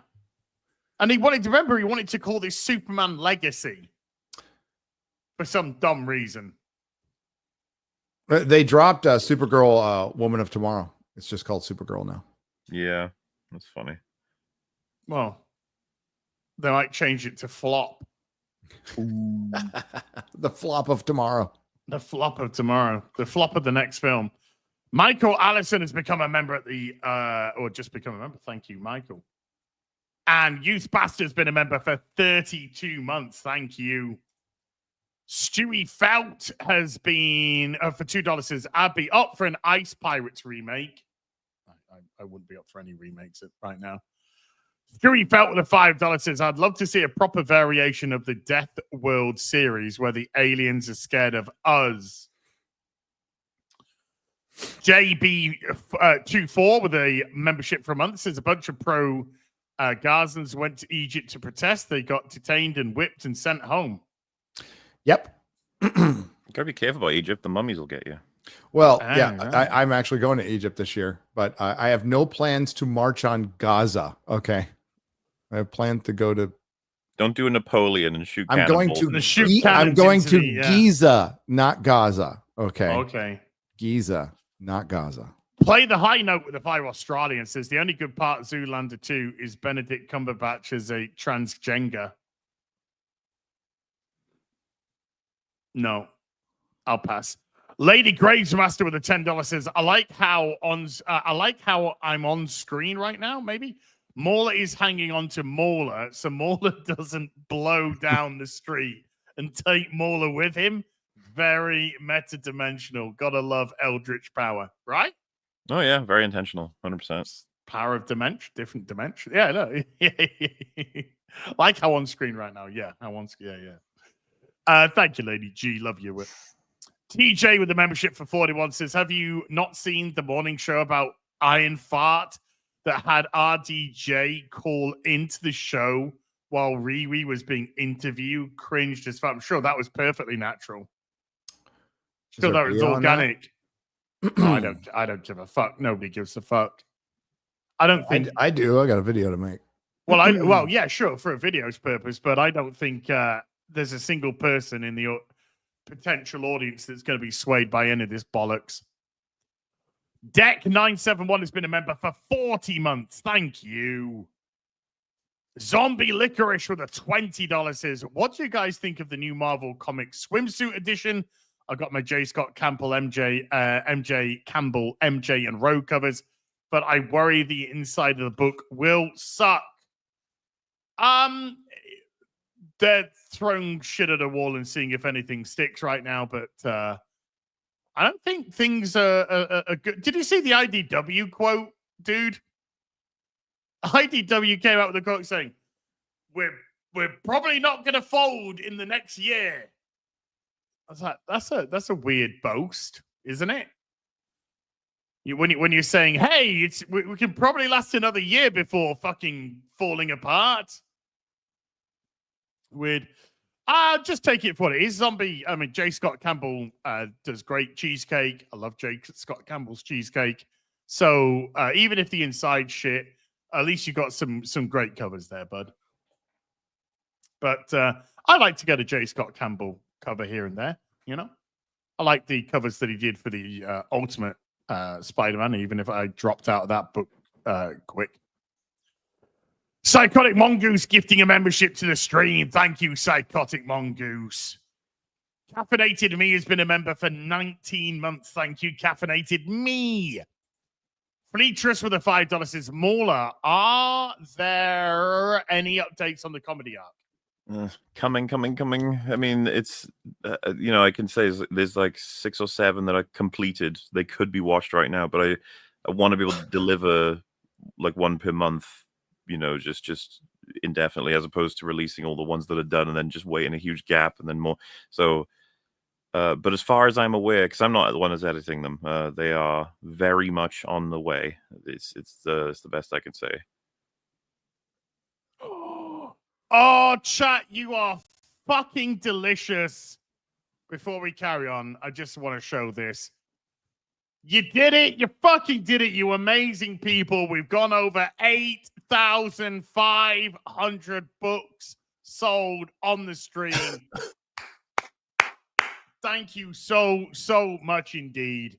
You're absolute legends. You're absolute legends. I can't thank you enough. Everybody, of course, who's picked up a Saints and Sinners, thank you so much. Link at the top of the chat. Link in the description down below if you're considering it. And thank you, seriously. Thank you so much. That is really, really greatly appreciated. I can't wait for you to get your book. I really can't. I'm very, very excited for that. So thank you so much indeed, everybody, every one of you. Gollum Wolf Draws has been a member for 38 months. Thank you, Gollum Wolf Draws. I got 3 of the covers and hardcover. JJ, you're an absolute legend. Thank you. Thank you for 38 months, Gollum Wolf. And Gollum Wolf Draws with a $5 says, hey, hello. My second art stream is this evening at 7 Central. Thank you, guys, for the inspiration. Go do it. Good on you. Good on you, mate. Good on you. So if you want to see Gollum Wolf do some drawing, and if that's your drawing in your thumbnail, which I imagine it would be, it looks like you're pretty fucking decent there, dude. Pretty fucking decent. Carol Hall with a membership. Thank you, Carol. For some reason, I couldn't fucking say Carol. But Carol Hall, thank you so much for becoming a member. Rick1662 has been a member for 32 months. Rick, thank you, buddy. Loki Aroth has been a member for 28 months. Thank you, Loki. English Batches with a £10 says FNT swimsuit edition when? Next year, next 2026 FNT calendar. Yeah, 2026 swimsuit calendar. No Danger 37 with a $5 says, since we're on the topic, look up the old British commercial Hello Faggot Lovers. I mean, it's a food. I mean, that's what it is. It's all about meatball. Yeah, I've seen it. It's great. I have faggots in my fridge. You've eaten some. You've eaten some in my freezer. Sorry, freezer. In my freezer. It's illegal to keep people in your freezer, man. Yeah, bro. You can't do this. What do you mean? No, I have faggots in my freezer. Just don't admit it on a stream. You know, you just keep that private. You do what you do in your free time. All I have to do is take them out, put them into the oven for 45 minutes. Oh my god! Just admit all this. Get some steamed veg,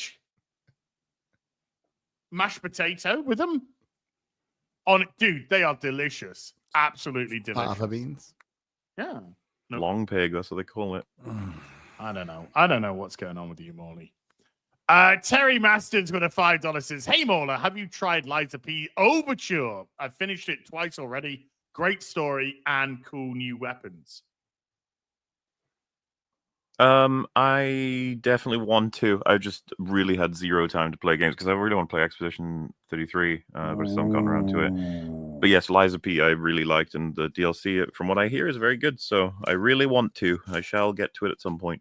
I might try and tackle Liza P again and try and get the parrying going. It's a cool game. I like it very much. Jay Rex has been a member for 45 months. Thank you, Jay.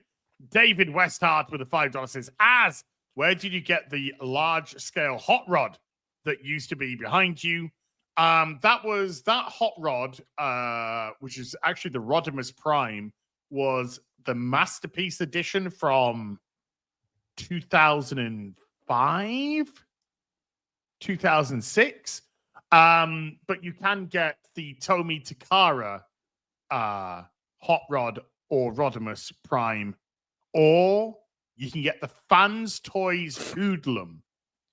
Fans Toys Hoodlum, which is hot rod. So you can get those, David.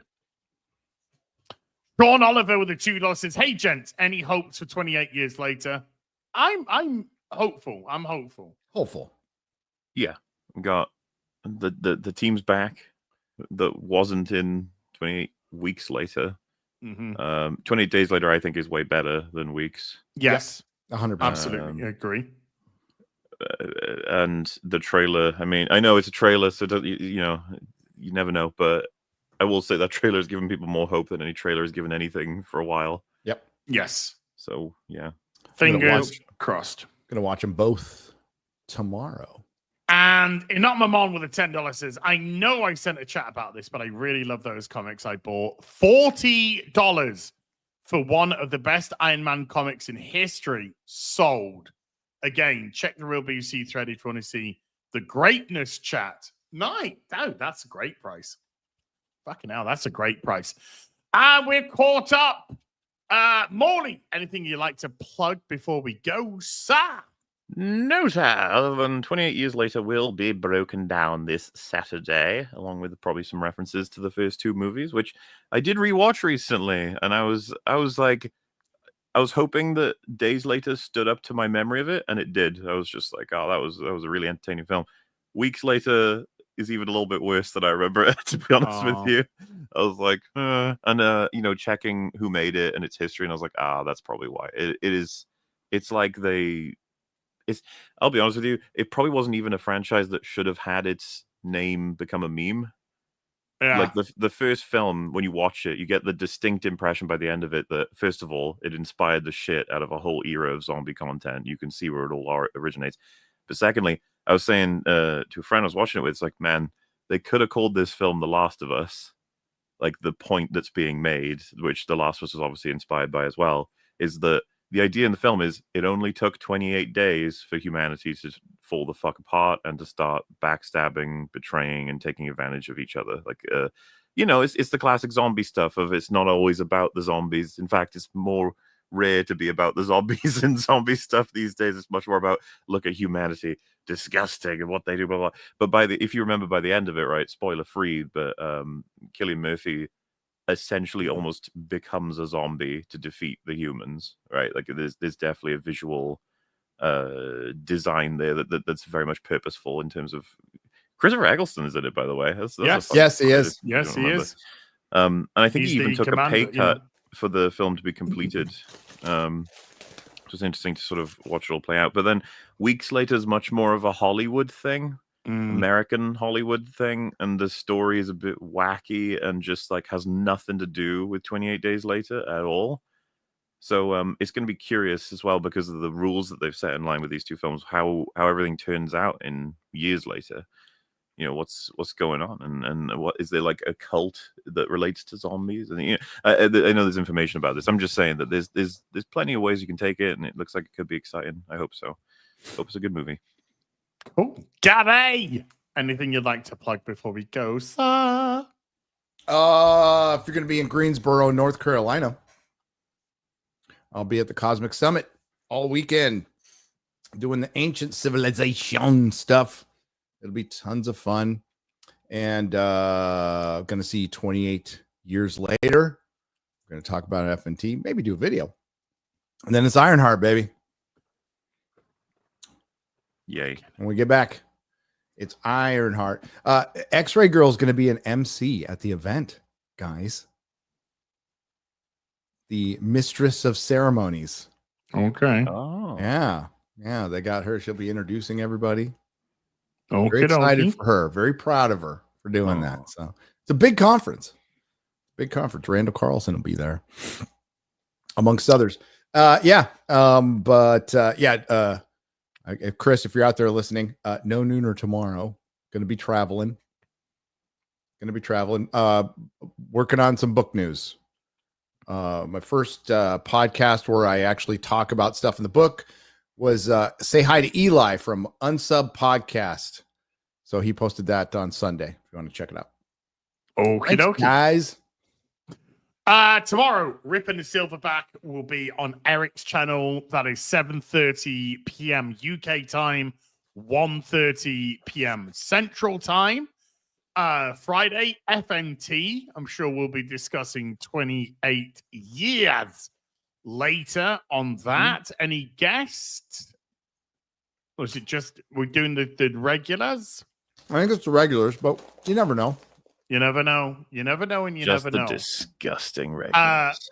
Afternoon Tea with Us will return this week. There was no Afternoon Tea with Us this week, but it will return this Sunday. And I don't think there's a Sunday Fun Day, but I will stream.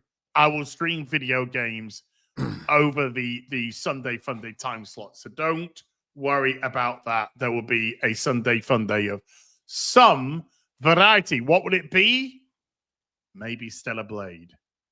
Maybe Stellar Blade. And I want to give a big shout out. But I'll do a proper shout out when it's all set up. But Meta PCs sent me a brand spanking new PC for here in my second locale.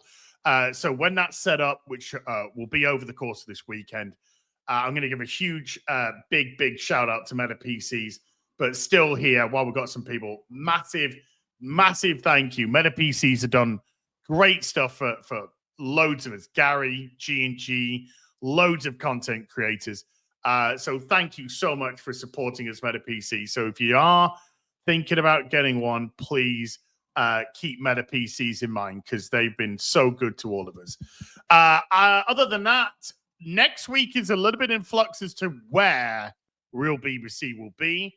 But as soon as we have a definitive, you'll find out. I'll let you know. Well, I mean, long story short, I got to either decide to stay a day longer in North Carolina or leave a day early because of Ironheart.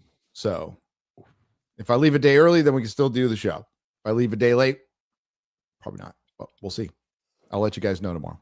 We shall see. But if Gary can't do it and it's on my channel again next week, well, maybe it'll be more of a game-centric show because Morley and I will probably have there's a lot of shit going on in gaming right now. They always want to talk about gaming when I'm not here because I don't want to look dumb. You don't want to make us look dumb, you mean? You don't want to make us look dumb. I said they don't want to look dumb. Yeah. That's it. Now we all look dumb. Yeah, that's not hard. That's really not hard. It's pretty much. That's what she said. Anyway, massive thank you to everyone who came to watch today. And I do want to give a big special thank you to all of you because I said, can we hit 8,500 books sold on the stream? And you guys made it happen. So thank you so much indeed. So big thank you to everyone who came to watch. Mods, thank you for giving up your free time. Everybody who super chatted, membered, remembered, gifted memberships, or picked up a copy of Saints and Sinners, thank you so much indeed for supporting us and other content creators. We'll be back with some more stuff very soon. Until then, you take care. Bye for now. Bye. Ciao.